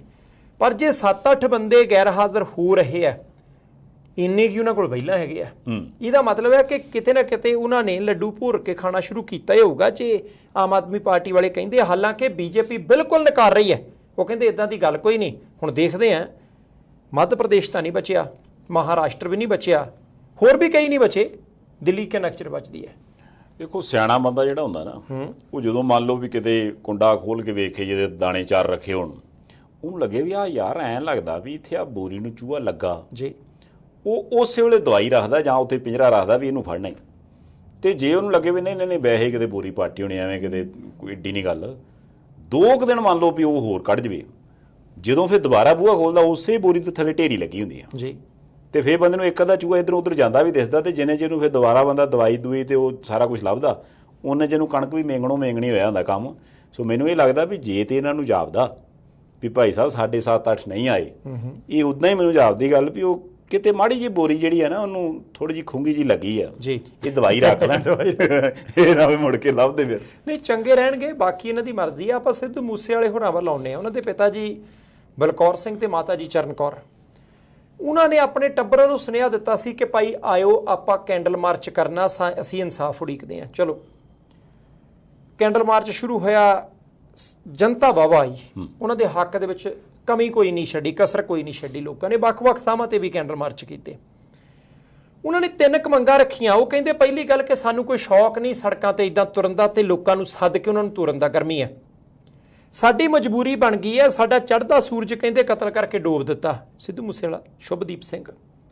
ਉਹ ਕਹਿੰਦੇ ਮੈਂ 3 ਮੰਗਾਂ ਅੱਜ ਰੱਖਣ ਆਇਆ। ਪਹਿਲੀ ਗੱਲ ਉਹਨਾਂ ਨੇ ਇਹ ਵੀ ਕਹਿਤੀ, ਉਹ ਕਹਿੰਦੇ ਮੈਂ ਇੱਕ ਗੱਲੋਂ ਪੰਜਾਬ ਸਰਕਾਰ ਤੋਂ ਸੰਤੁਸ਼ਟ ਹਾਂ ਕਿ ਇਹਨਾਂ ਨੇ ਗੈਂਗਸਟਰਾਂ ਦੇ ਉੱਤੇ ਕਾਰਵਾਈ ਕੀਤੀ ਹੈ, ਜਿਨ੍ਹਾਂ ਨੇ ਕਤਲ ਕੀਤਾ ਉਹਨਾਂ ਤੇ ਕਾਰਵਾਈ ਕੀਤੀ ਹੈ, ਮੈਂ ਸੰਤੁਸ਼ਟ ਹਾਂ। ਪਰ ਉਹ ਕਹਿੰਦੇ ਬਾਕੀ ਕਈ ਬੰਦੇ ਨੂੰ ਉਹਨਾਂ ਤੇ ਕਾਰਵਾਈ ਜੇ ਕਰਨੀ ਹੈ। ਹੁਣ 3 ਮੰਗਾਂ ਕੀ? ਇੱਕ ਤਾਂ ਉਹ ਕਹਿੰਦੇ ਜੀ ਜਿਹੜੇ ਸਿਕਿਉਰਿਟੀ ਵਾਪਸ ਲਈ ਹੈ, ਕਿਹਨੇ ਲਈ ਹੈ, ਕਿੱਦਾਂ ਲਈ ਹੈ, ਕਿਹਨੇ ਉਹ ਜਨਤਕ ਕੀਤਾ ਸਾਰਾ ਕੁਝ, ਉਹਦੇ ਤੇ ਇੱਕ ਸ਼ਕਤੀਸ਼ਾਲੀ ਕਮਿਸ਼ਨ ਬਣਾ ਕੇ ਸਮਾਬੱਧ ਕਾਰਵਾਈ ਕੀਤੀ ਜਾਵੇ ਜ਼ਿੰਮੇਵਾਰ ਅਫਸਰਾਂ ਦੇ ਖਿਲਾਫ। ਦੂਸਰਾ ਉਹ ਕਹਿੰਦੇ ਜੀ ਪੰਜਾਬੀ ਫਿਲਮ ਇੰਡਸਟਰੀ ਦੇ ਨਾਲ ਗੈਂਗਸਟਰਾਂ ਦੇ ਫਰੌਤੀਆਂ ਲੈਣ ਵਾਲੇ ਦੇ ਲਿੰਕ ਕੀ ਨੇ, ਉਹ ਲੱਭਣੇ ਜ਼ਰੂਰੀ ਹੈ। ਹੁਣ ਪਿਛਲੇ ਦਿਨੀ ਉਹਨਾਂ ਨੇ ਕਿਹਾ ਸੀ ਕਿ ਕਈ ਬੰਦੇ ਸਿੱਧੂ ਦੇ ਭਰਾ ਬਣੇ ਫਿਰਦੇ ਸੀ, ਪਰ ਮੁੜ ਕੇ ਪਤਾ ਨਹੀਂ ਸੀ ਕਿ ਭਾਈ ਉਹੀ ਨੁਕਸਾਨ ਕਰ ਜਾਣਗੇ। ਹੁਣ ਉਹ ਕਹਿੰਦੇ ਜੀ ਪੰਜਾਬੀ ਫਿਲਮ ਇੰਡਸਟਰੀ ਸ਼ਬਦ ਵਰਤਿਆ ਉਹਨਾਂ ਨੇ, ਉਹ ਜਿਹੜੀ ਫਿਲਮ ਇੰਡਸਟਰੀ ਹੈ ਉਹਦੇ ਗੈਂਗਸਟਰਾਂ ਦੇ ਨਾਲ ਕਿੱਦਾਂ ਦੇ ਲਿੰਕ ਨੇ, ਕੀ ਤਾਲੁਕਾਤ ਨੇ, ਫਰੌਤੀਆਂ ਲੈਣ ਵਾਲਿਆਂ ਦੇ ਕੀ ਲਿੰਕ ਨੇ, ਉਹ ਪਤਾ ਲਾਉਣਾ ਬਹੁਤ ਜ਼ਰੂਰੀ ਹੈ। ਕਹਿੰਦੇ ਨਹੀਂ ਤਾਂ ਇਨਸਾਫ ਨਾਂ ਦੀ ਕੋਈ ਚੀਜ਼ ਨਹੀਂ। ਤੀਸਰੀ ਗੱਲ ਉਹ ਕਹਿੰਦੇ ਜੀ ਜਿਹੜਾ ਗੋਲਡੀ ਬਰਾੜ ਆ ਕੈਨੇਡਾ ਦੇ ਵਿੱਚ, ਜਿਹਨੇ ਸਾਰੀ ਗੱਲ ਦੀ ਜ਼ਿੰਮੇਵਾਰੀ ਲਈ ਸੀ, ਉਹਨੂੰ ਵਾਪਸ ਲਿਆਓ, ਉਹਨੂੰ ਭਾਰਤ ਲਿਆਓ, ਉਹਨੂੰ ਸਜ਼ਾ ਦਿਓ। ਯਾਨੀ ਬਹੁਤ ਸਾਰੀਆਂ ਗੱਲਾਂ ਬਾਤਾਂ ਉਹਨਾਂ ਨੇ ਹੋਰ ਵੀ ਕੀਤੀਆਂ। ਲੋਕਾਂ ਦੀ ਸੰਖਿਆ ਵੀ ਕਾਫੀ ਸੀ, ਭਾਵੁਕ ਵੀ ਉਹ ਕਈ ਵਾਰੀ ਹੋਏ। ਪਰ ਹੁਣ ਦੇਖਦੇ ਹਾਂ ਪੰਜਾਬ ਸਰਕਾਰ ਇਹਨਾਂ 3 ਡਿਮਾਂਡਾਂ ਦੇ ਉੱਤੇ ਪ੍ਰਤੀਕਿਰਿਆ ਕੀ ਦਿੰਦੀ ਹੈ। ਪਰ ਫਿਲਮ ਇੰਡਸਟਰੀ ਦੇ ਨਾਲ ਗੈਂਗਸਟਰਾਂ ਦੇ ਸਬੰਧਾਂ ਦਾ ਜਿਹੜਾ ਉਹਨਾਂ ਨੇ ਹੁਣ ਘੜੇ ਤੋਂ ਢੱਕਣ ਚੱਕਿਆ, ਉਹ ਛੇਤੀ ਰੱਖਿਆ ਨਹੀਂ ਜਾਣਾ। ਹਾਂਜੀ ਉਹ ਵੀ ਗੱਲ ਹੈਗੀ ਆ। ਪਰ ਦੂਸਰੇ ਪਾਸੇ ਮੈਨੂੰ ਲੱਗਦਾ ਜਿਹੜੀ ਸੋਸ਼ਲ ਮੀਡੀਆ ਦੇ ਉੱਪਰ ਦੂਸਰੇ ਗਰੁੱਪ ਵਾਲੇ ਪਾਸਿਓਂ ਪੋਸਟਾਂ ਵਾਲਾ ਕੰਮ ਆ ਜੀ, ਉਹ ਵੀ ਉਸੇ ਤਰ੍ਹਾਂ ਕੰਟੀਨਿਊ ਆ। ਉਹਦੇ 'ਚ ਜਿੱਦਾਂ ਪਹਿਲੇ ਦਿਨ ਆਈ ਗੱਲਬਾਤ, ਉਸ ਤੋਂ ਬਾਅਦ ਇੱਕ ਰਿਐਕਸ਼ਨ ਆਇਆ, ਕੇਂਦਰੀ ਜਾਂਚ ਏਜੰਸੀਆਂ ਨੇ ਕਹਿ ਦਿੱਤਾ ਜੀ ਇਹਨਾਂ ਦੀ ਰਾਖੀ ਕਰਨ ਦੀ ਲੋੜ ਆ, ਇਹਨਾਂ ਦੀ ਰਾਖੀ ਕਰਨ ਦੀ ਲੋੜ ਆ। ਉਹ ਸਾਰੇ ਕੁਛ ਤੋਂ ਬਾਅਦ ਕਹਿੰਦੇ ਹੁਣ ਇੱਕ ਫਿਰ ਪੋਸਟ ਸਾਹਮਣੇ ਆਈ ਹੈ, ਕਿੰਨੀ ਕੁ ਆਥੈਂਟਿਕ ਹੈ ਕਿੰਨੀ ਕਿ ਨਹੀਂ ਇਹ ਤਾਂ ਪੁਲਿਸ ਮਹਿਕਮਾ ਦੱਸ ਸਕਦਾ ਜੀ।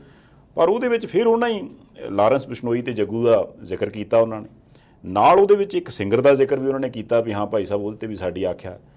ਉਹ ਕਹਿੰਦੇ ਵੀ ਜੋ ਮਰਜ਼ੀ ਜਿਵੇਂ ਮਰਜ਼ੀ ਕਰ ਲਓ, ਇਹ ਸਾਰਾ ਕੁਝ ਤੇ ਹੋਣਾ ਹੀ ਹੋਣਾ। ਇੱਕ ਜਿਹੜੀ ਲਾਈਨ ਉਹਦੇ 'ਚ ਥੋੜ੍ਹੀ ਜ਼ਿਆਦਾ ਧਿਆਨ ਮੰਗਦੀ ਹੈ, ਉਹ ਕਹਿੰਦੇ ਵੀ ਤੁਸੀਂ ਪੁਲਿਸ ਮਹਿਕਮੇ ਵਾਲਿਆਂ ਦੀ ਗੱਲ ਕਰਦੇ ਹੋ ਜੀ, ਇਹਨਾਂ ਵਿੱਚ ਵੀ ਬੰਦੇ ਹੈਗੇ ਆ ਸਾਡੇ ਹਿਸਾਬ ਨਾਲ, ਵੀ ਜੇ ਇਹਨਾਂ ਰਾਹਾਂ ਤੇ ਅਸੀਂ ਤੁਰੇ ਆ, ਇਹਨਾਂ ਰਾਹਾਂ ਤੇ ਤੁਰਨ ਵਾਲੇ ਬੰਦੇ ਵੀ ਹੈਗੇ ਆ।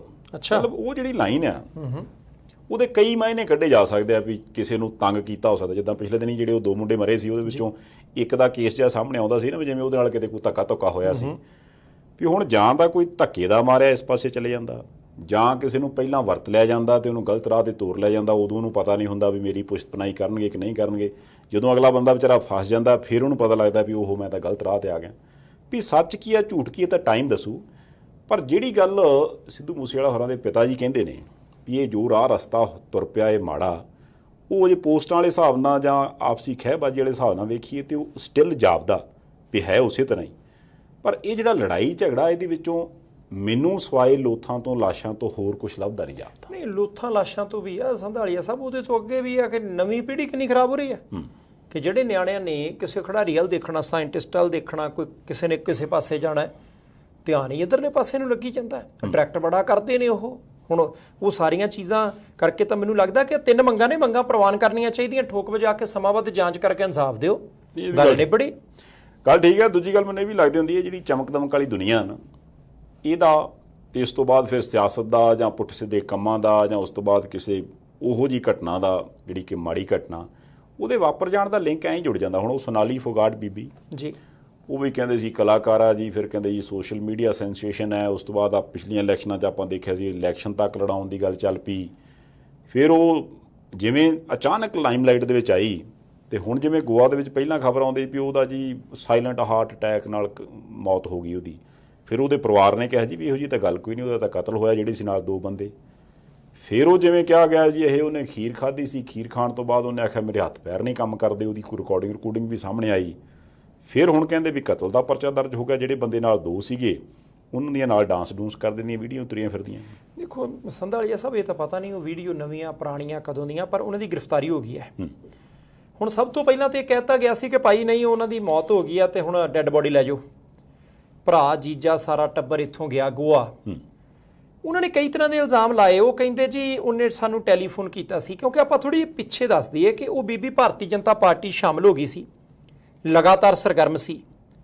ਤੇ ਉਹਦਾ ਪਰਿਵਾਰ ਜਿਹੜਾ ਉਹ ਕਹਿੰਦਾ ਸੀ ਜੀ ਕਿ ਇਹਦਾ ਇੱਕ ਜਿਹੜਾ ਸਹਾਇਕ ਜਿਹੜਾ ਹੁਣ ਫੜਿਆ ਕਿ ਉਹ ਲਗਾਤਾਰ ਉਹਨੂੰ ਬਲੈਕਮੇਲ ਕਰਦਾ ਸੀ, ਉਹਨੇ ਉਹਦੇ ਨਾਲ ਰੇਪ ਕੀਤਾ, ਜਬਰ ਜਨਾਹ ਕੀਤਾ, ਉਹਦੀਆਂ ਕੋਈ ਵੀਡੀਓ ਬਣਾਈਆਂ ਜਿਹਦੇ ਨਾਲ ਉਹਨੂੰ ਲਗਾਤਾਰ ਬਲੈਕਮੇਲ ਕਰਦਾ ਸੀ। ਉਹਦੇ ਪੈਸਿਆਂ ਦੇ ਉੱਤੇ, ਉਹਦੀ ਪ੍ਰਾਪਰਟੀ ਦੇ ਉੱਤੇ ਨਜ਼ਰ ਰੱਖੀ ਬੈਠਾ ਸੀ, ਉਹਨੂੰ ਕਦੇ ਇੱਧਰ ਉੱਧਰ ਜਾਣ ਨਹੀਂ ਸੀ ਦਿੰਦਾ, ਉਹਦੇ ਫੋਨ ਆਪਣੇ ਕਾਬੂ 'ਚ ਰੱਖਦਾ ਸੀ।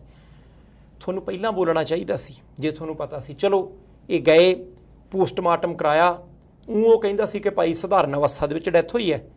ਉਹ ਹੁਣ ਕਹਿੰਦੇ ਜੀ ਗੁੱਝੀਆਂ ਸੱਟਾਂ ਦਾ ਵੀ ਉਹ ਕਹਿੰਦੇ ਜੀ ਰੌਲਾ ਕਿ ਗੁੱਝੀਆਂ ਸੱਟਾਂ ਮਾਰੀਆਂ ਗਈਆਂ। ਹੁਣ ਪਰਚਾ ਗੋਆ ਦੀ ਪੁਲਿਸ ਨੇ ਦਰਜ ਕਰ ਲਿਆ, ਗ੍ਰਿਫਤਾਰੀ ਹੋ ਗਈ ਹੈ। ਪੋਸਟਮਾਰਟਮ ਦੀ ਅਸਲ ਓਰੀਜਨਲ ਰਿਪੋਰਟ ਕਦੋਂ ਆਉਂਦੀ ਹੈ ਉਹਦਾ ਸਾਨੂੰ ਇੰਤਜ਼ਾਰ ਕਰਨਾ ਪਊਗਾ। ਪਰ ਇੱਕ ਗੱਲ ਤਾਂ ਸੰਧਾਲੀਆ ਸਭ ਹੈਗੀ ਆ, ਦੂਰੋਂ ਸਾਰਾ ਕੁਝ ਬਹੁਤ ਵਧੀਆ ਨਜ਼ਰ ਆਉਂਦਾ, ਕਲਾਕਾਰ ਨੇ, ਲੀਡਰ ਨੇ, ਪੈਸੇ ਵਾਲੇ ਨੇ, ਪਰ ਅੰਦਰੋਂ ਸਮੱਸਿਆਵਾਂ ਕਿੰਨੀਆਂ ਨੇ, ਅੰਦਰੋਂ ਇਹ ਦੁਨੀਆ ਕਦੇ ਕਦੇ ਕਾਲੀ ਕਿੰਨੀ ਲੱਗਦੀ ਹੈ, ਪ੍ਰੈਸ਼ਰ ਕਿੰਨੇ ਲੱਗਦੇ ਨੇ, ਉਹ ਸਾਡੀ ਤਾਂ ਸੋਚ ਦੇ ਦਾਇਰੇ ਤੋਂ ਬਾਹਰ ਦੀਆਂ ਗੱਲਾਂ ਨੇ। ਇਹ ਤਾਂ ਗੱਲ ਹੈਗੀ ਆ, ਕਿਉਂਕਿ ਦੇਖੋ ਨਾ ਅੱਗੇ ਜਿੱਦਾਂ ਮੈਂ ਜ਼ਿਕਰ ਕੀਤਾ ਵੀ ਚਮਕ ਦਮਕ ਬਾਹਰੀ ਆ, ਅੰਦਰੋਂ ਕਈ ਕੁਝ ਹੋ ਰਿਹਾ। ਸੋ ਆਪਾਂ ਤਾਂ ਇਹੋ ਬੇਨਤੀ ਕਰਦੇ ਵੀ ਕਿਸੇ ਵੇਲੇ ਨਵੀਂ ਪੀੜ੍ਹੀ ਚੋਂ ਕੋਈ ਮੁੰਡਾ ਆਇਆ ਜਾਂ ਕੁੜੀ ਹੈ, ਕੋਈ ਧੀ ਪੁੱਤ ਕਿਸੇ ਦਾ, ਉਹਨੂੰ ਹੁੰਦਾ ਵੀ ਮੈਂ ਇਸ ਪਾਸੇ ਜਾਣਾ, ਮੈਂ ਇਸ ਲਾਈਨ 'ਚ ਜਾਣਾ, ਵੀ ਇੰਨਾ ਸੌਖਾ ਨਹੀਂ ਹੈ ਜਿੰਨਾ ਉਹ ਸਾਹਮਣੇ ਸਕਰੀਨ ਤੇ ਦਿਸਦਾ। ਉਹਦੇ ਪਿੱਛੇ ਕਈ ਕੁਛ ਆ। ਵੀ ਜੇ ਇਹਦੇ ਨਾਲੋਂ ਆਪਾਂ ਤਾਂ ਇਹੋ ਬੇਨਤੀ ਕਰਦੇ ਹਾਂ ਵੀ ਜਿਹਨੂੰ ਕੋਈ ਸ਼ੌਕ ਆ ਉਹ ਕੋਈ ਸਹੀ ਰਸਤਾ ਅਖਤਿਆਰ ਕਰ ਲਈ, ਤੇ ਜੇ ਉਹਨੂੰ ਲੱਗਦਾ ਵੀ ਮੈਨੂੰ ਨਹੀਂ ਸਹੀ ਰਸਤਾ ਲੱਭ ਰਿਹਾ ਤੇ ਉੱਥੋਂ ਮੁੜ ਆਉਣ ਦੇ ਵਿੱਚ ਜ਼ਿਆਦਾ ਭਲਾਈ ਆ, ਬਜਾਏ ਦੇ ਕਿ ਕੋਈ ਬੰਦਾ ਆਖੇ ਨਹੀਂ ਮੈਂ ਇੱਧਰ ਦੀ ਜਾਣਾ, ਮੈਂ ਉੱਧਰ ਦੀ ਜਾਣਾ, ਵੀ ਮੈਂ ਵੜਨਾ ਹੀ ਵੜਨਾ ਇਸ ਕੰਮ ਦੇ ਵਿੱਚ, ਉਹਦੇ 'ਚ ਕੋਈ ਭਲਾ ਨਜ਼ਰ ਆਉਂਦਾ ਨਹੀਂ ਨਜ਼ਰ ਆਉਂਦਾ। ਤੇ ਉਧਰ ਫਗਵਾੜੇ ਦੇ ਵਿੱਚ ਕਈ ਹਫ਼ਤੇ ਹੋ ਗਏ ਹੁਣ ਗੰਨਾ ਉਤਪਾਦਕ ਜਿਹੜੇ ਨੇ ਕਿਸਾਨ, ਉਹਨਾਂ ਨੇ ਧਰਨਾ ਲਾਇਆ ਕਿ ਸਾਡਾ 70-72 ਕਰੋੜ ਰੁਪਈਆ ਫਗਵਾੜੇ ਵਾਲੀ ਮਿੱਲ ਵਾਲੇ ਦਿੰਦੇ ਨਹੀਂ। ਮਿੱਲ ਵਾਲੇ ਇੱਕ ਵਾਰੀ ਸਾਹਮਣੇ ਆਏ ਸੀ, ਉਹ ਕਹਿੰਦੇ ਕਿਤੇ ਨਹੀਂ ਭੱਜੇ, ਸਰਕਾਰ ਦੀ ਗਲਤੀ ਹੈ, ਨਹੀਂ ਤਾਂ ਅਸੀਂ ਪੈਸੇ ਦੇ ਦੇਣੇ, ਕਈ ਕੁਛ ਉਹਨਾਂ ਨੇ ਕਿਹਾ। ਹੁਣ ਕਿਸਾਨ ਉੱਥੇ ਖੜੇ ਸੀ, ਪਹਿਲਾਂ ਉਹਨਾਂ ਨੇ ਇੱਕ ਪਾਸਾ GT ਰੋਡ ਦਾ ਬੰਦ ਕੀਤਾ ਸੀ, ਫਿਰ ਦੂਸਰਾ ਵੀ ਕਰਤਾ। ਜਦੋਂ ਦੇਖਿਆ ਲੋਕਾਂ ਨੂੰ ਪਰੇਸ਼ਾਨੀ ਹੈ, ਰਸਤਾ ਖੋਲ੍ਹਤਾ। ਹੁਣ ਉਹਨਾਂ ਨੇ ਬੀਤੇ ਕੱਲ ਜਾਮ ਲਾ ਦੇਣਾ ਸੀ, ਇਕੱਠ ਸੱਦਿਆ ਸੀ 31 ਕਿਸਾਨ ਜਥੇਬੰਦੀਆਂ ਦਾ। ਇਹਦੇ ਤੋਂ ਪਹਿਲਾਂ ਹੀ ਸਰਕਾਰ ਦੇ ਨਾਲ ਗੱਲਬਾਤ ਹੋਈ ਤੇ ਸਰਕਾਰ ਨੇ ਕਹਿਤਾ 30 ਤਰੀਕ ਤੱਕ ਤੁਹਾਡਾ ਹਿਸਾਬ ਕਰ ਦਿਆਂਗੇ, ਤੁਹਾਡੇ ਪੈਸੇ ਤੁਹਾਡੇ ਖਾਤਿਆਂ 'ਚ ਆ ਜਾਣਗੇ, ਪੈਸੇ ਹੀ ਲੈਣਾ ਆ ਉਹ। ਫਿਰ ਕਿਸਾਨ ਜਥੇਬੰਦੀਆਂ ਨੇ ਮੀਟਿੰਗ ਕੀਤੀ, ਫਿਰ ਵੀ ਉਹ ਕਹਿੰਦੇ ਜੀ ਅਸੀਂ ਫੈਸਲਾ ਕਰਤਾ ਕਿ ਆਪਾਂ ਜਿੰਨੀ ਦੇਰ ਪੈਸੇ ਨਹੀਂ ਆਉਂਦੇ ਨਾ, ਆਪਾਂ ਜਾਮ ਨਹੀਂ ਲਾਉਂਦੇ, ਤੰਗੀ ਕਿਸੇ ਨੂੰ ਦੇਣੀ ਨਹੀਂ, ਪਰ ਧਰਨਾ ਜਾਰੀ ਰਹੂਗਾ। ਤੇ ਜੇ ਫਿਰ ਵੀ ਕਹਿੰਦੇ ਪੈਸੇ 30 ਤੱਕ ਨਾ ਆਏ ਤਾਂ ਸਤੰਬਰ ਮਹੀਨੇ ਦੀ 5 ਤਰੀਕ ਨੂੰ ਸਾਰੇ ਹੀ ਕੈਬਨਿਟ ਮੰਤਰੀਆਂ ਦੇ ਘਰ ਉਹਨਾਂ ਦੇ ਦਫ਼ਤਰ ਮੂਹਰੇ ਅਸੀਂ ਧਰਨੇ ਲਾ ਦੇਣੇ ਆ, ਫਿਰ ਨਾ ਸਾਨੂੰ ਆਖਿਓ। ਨਹੀਂ ਦੇਖੋ, ਗੱਲ ਤੇ ਉਹਨਾਂ ਦੀ ਇਹ ਆ ਨਾ ਵੀ ਜਿਹੜੀ ਮਿਹਨਤ ਕੀਤੀ ਹੈ ਜੀ, ਉਹ ਇਹ ਤਾਂ ਹੈ ਨਹੀਂ ਕਿ ਵੀ 10 ਦਿਨਾਂ ਦੀ ਜਾਂ 20 ਦਿਨਾਂ ਦੀ, ਉਹ ਤਾਂ ਸਾਲਾਂ ਦੀ ਮਿਹਨਤ ਹੈ।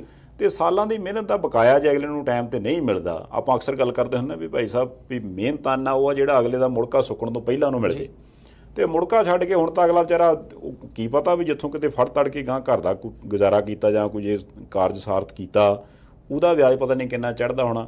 ਅਗਲੇ ਜਿਹੜੇ ਆਪਣੇ ਹੱਕ ਹਲਾਲ ਦੇ ਉਹ ਮਿਲਣਾ, ਜਿੱਥੋਂ ਫੜ ਕੇ ਕੋਈ ਕੰਮ ਕੀਤਾ ਉਹਦੇ ਅਗਲੇ ਨੂੰ ਦੇਣੇ ਪੈਣੇ ਆ। ਤੇ ਫਿਰ ਤੰਗ ਹੋਇਆ ਬੰਦਾ ਕਿਤੇ ਨਾ ਕਿਤੇ ਧਰਨਾ ਦਊਗਾ ਹੀ। ਨਹੀਂ, ਧਰਨਾ ਵੀ ਦਊਗਾ। ਤੰਗ ਮੈਂ ਸੋਚਦਾ ਸੀ ਪਰਚੇ ਹੋ ਜਾਂਦੇ ਜੀ, ਰੇਲਵੇ ਲਾਈਨ ਤੁਸੀਂ ਕਿਉਂ ਬਲੌਕ ਕੀਤੀ? ਠੀਕ ਹੈ ਭਾਈ, ਉੱਥੇ ਰੁਕਾਵਟ ਅੜਿੱਕਾ ਨਜ਼ਰ ਆਉਂਦਾ ਹੈ, ਉਹਨਾਂ ਦੀ ਜ਼ਿੰਦਗੀ 'ਚ ਅੜਿੱਕਾ ਪੈ ਜਾਂਦਾ, ਨਿਆਣੇ ਪੜ੍ਹਨ ਨੂੰ ਰਹਿ ਜਾਂਦੇ ਆ, ਸਾਰਥ ਤੁਸੀਂ ਕਿਹਾ ਹੋ ਜਾਂਦੇ, ਕਈਆਂ ਨੂੰ ਗਾਹ ਪਾਉਣੇ ਪਏ ਹੋਣੇ ਸਾਰਥ, ਕਈਆਂ ਜਿਹਨਾਂ ਸਿਰ ਕਰਜ਼ਾ ਚੜਿਆ ਹੋਣਾ ਉਹਨਾਂ ਨੇ ਵਿਆਜ ਦੇਣਾ ਆ, ਇਹਨਾਂ ਨੂੰ ਗੰਨੇ ਦਾ ਕੋਈ ਵਿਆਜ ਨਹੀਂ ਮਿਲਣਾ ਜਿਹੜਾ ਵੇਚ ਦਿੱਤਾ ਹੈ ਅੱਗੇ ਜਾ ਕੇ। ਤਾਂ ਫਿਰ ਅਸੀਂ ਪਤਾ ਕਹਿਣਾ ਫਸਲੀ ਵਿਭਿੰਨਤਾ ਬਹੁਤ ਜ਼ਰੂਰੀ ਹੈ। ਕਣਕ ਝੋਨੇ ਦੇ ਫਸਲੀ ਚੱਕਰ ਦੇ ਵਿੱਚੋਂ ਨਿਕਲਣ ਦੇ ਲਈ ਸਾਨੂੰ ਹੋਰਨਾਂ ਫਸਲਾਂ ਜਿਵੇਂ ਕਿ ਮੱਕੀ, ਨਰਮਾ, ਗੰਨਾ, ਸੂਰਜਮੁਖੀ, ਦਾਲਾਂ ਇੱਧਰ ਵਧਣਾ ਚਾਹੀਦਾ। ਆਦੇ ਰੁਪਈਆ ਉਹਦਾ ਮਿਲੇ ਕੋਈ ਨਾ ਮਿਲੇ ਕੋਈ। ਅੱਛਾ, ਜਾਂਦੇ ਜਾਂਦੇ ਆਪਾਂ ਹਰਮੀਤ ਸਿੰਘ ਪਠਾਨ ਮਾਜਰਾ ਹੋਰਾਂ ਦੀ ਗੱਲ ਕਰ ਲਈਏ, ਕਿਉਂਕਿ ਪਿਛਲੇ ਦਿਨ ਉਹ ਚਰਚਾ 'ਚ ਆਏ ਸੀ। ਉਸ ਚਰਚਾ ਤੋਂ ਬਾਅਦ ਜਿਵੇਂ ਉਹਨਾਂ ਨੇ ਖੁੱਲ੍ਹ ਕੇ ਸਾਰਾ ਕੁਝ ਦੱਸਿਆ ਵੀ ਮੈਂ ਇਹ ਚਰਚਾਵਾਂ ਕਿਉਂ ਕੀਤੀਆਂ ਜਾਂ ਕਿਹੜੀ ਗੱਲ ਕਿਉਂ ਹੋਈ, ਉਹ ਸਾਰੇ ਕੁਛ ਨਾ ਐਂ ਜਾਪਦਾ ਸੀ ਵੀ ਜਿਵੇਂ ਮਾਮਲਾ ਨਿਬੜ ਗਿਆ। ਪਰ ਹੁਣ ਜਿਵੇਂ ਉਹਨਾਂ ਦੇ ਉਹ ਦੂਜੇ ਧਰਮ ਪਤਨੀ ਆ ਜੀ, ਉਹ ਬੀਬੀ ਜੀ ਹਾਈ ਕੋਰਟ ਚਲ ਗਿਆ ਜੀ, ਉਹ ਕਹਿੰਦੇ ਵੀ ਇਹ ਬੰਦੇ ਨੇ ਤਾਂ ਬਹੁਤ ਸਾਰੇ ਪੈਸੇ ਖਾਦੇ। ਨਹੀਂ, ਉਹਨਾਂ ਨੇ ਇਹ ਵੀ ਕਿਹਾ ਕਿ ਇੰਨੇ ਸਾਲ ਹੋ ਗਏ ਮੇਰੇ ਪੈਸੇ ਵੀ ਖਾ ਗਿਆ ਸਾਰੇ। ਉਹਨਾਂ ਨੇ ਦੋਸ਼ ਲਾਇਆ ਸੀ ਨਾ, ਇਹ ਸੱਚ ਹੈ, ਸੋਨਾ ਵੇਚ ਕੇ 20 ਲੱਖ ਰੁਪਈਆ ਕਹਿੰਦੇ ਲੈ ਮੇਰੇ ਨਾਲ ਧੋਖਾ ਕੀਤਾ, ਇੱਕ ਵਿਆਹ ਹੁੰਦੇ ਹੋਏ ਵੀ ਸਰੀਰਕ ਸ਼ੋਸ਼ਣ ਕੀਤਾ, ਜੇ ਉਹ ਸਾਰਾ ਕੁਝ। ਫਿਰ ਉਹਨਾਂ ਨੇ ਪੁਲਿਸ ਤੇ ਵੀ ਦੋਸ਼ ਲਾਏ ਕਿ ਪੁਲਿਸ ਨੇ ਮੇਰੀ ਸ਼ਿਕਾਇਤ ਹੀ ਨਹੀਂ ਲਿਖੀ, ਮੈਂ ਸ਼ਿਕਾਇਤ ਦੇਣ ਗਈ ਤਾਂ ਇਹਨੂੰ ਟੈਲੀਫੋਨ ਕਰ ਦਿੱਤਾ MLA ਸਾਹਿਬ ਨੂੰ, MLA ਸਾਹਿਬ ਕਹਿੰਦੇ ਜੀ ਇਹਨੇ ਮੈਨੂੰ ਬਲੈਕਮੇਲ ਕੀਤਾ। ਦੇਖੋ ਮਾਮਲਾ ਜੇ ਹਾਈ ਕੋਰਟ ਚਲੇ ਗਿਆ ਥੋੜ੍ਹਾ ਜਿਹਾ ਕਸੂਤਾ ਹੋ ਜਾਣਾ, ਪੂਰਾ ਬਚਣ ਦੀ ਲੋੜ ਹੈ ਜੀ। ਬਾਕੀ ਇਹ ਆ ਵੀ ਬੰਦਾ ਜੇ ਸਹੀ ਰਾਹ ਤੇ ਚੱਲੇ ਤੇ ਠੀਕ ਹੈ, ਜੇ ਨਾ ਚੱਲੇ ਤੇ ਫਿਰ ਕੋਈ ਹੋਰ ਇਧਰੋਂ ਉਧਰੋਂ ਭਾਈ ਸਾਹਿਬ ਉਹ ਕਹਿੰਦੇ ਆ ਜਾ ਫਿਰ ਤੇਰੀ ਸੜਕ ਬਣਾ ਦਿੰਦੇ, ਪੈਸੇ ਵੀ ਚੱਲੀਏ। ਅੱਛਾ, ਟਾਈਮ ਹੋ ਗਿਆ ਜੀ। ਲਓ ਜੀ, ਫਿਰ ਛੁੱਟੀਆਂ। ਸ਼ੁਕਰੀਆ ਜੀ, ਬਹੁਤ ਮਿਹਰਬਾਨੀ। ਲਓ ਜੀ, ਫਿਰ ਇਹਦੇ ਨਾਲ ਹੀ ਇਸ ਪ੍ਰੋਗਰਾਮ ਨੂੰ ਇੱਥੇ ਸਮਾਪਤ ਕਰਦੇ ਹਾਂ। ਆਪਣੀ ਫੀਡਬੈਕ ਭੇਜ ਰਿਹਾ ਕਰੋ ਤੇ ਉਹ ਲਾਈਕ ਵਾਲਾ ਬਟਨ ਦੱਬ ਦੇਣਾ। ਦੇਖਦੇ ਰਹਿਣਾ ਪ੍ਰਾਈਮ ਏਸ਼ੀਆ TV, ਤੁਹਾਡਾ ਆਪਣਾ ਤੁਹਾਡੇ ਲਈ।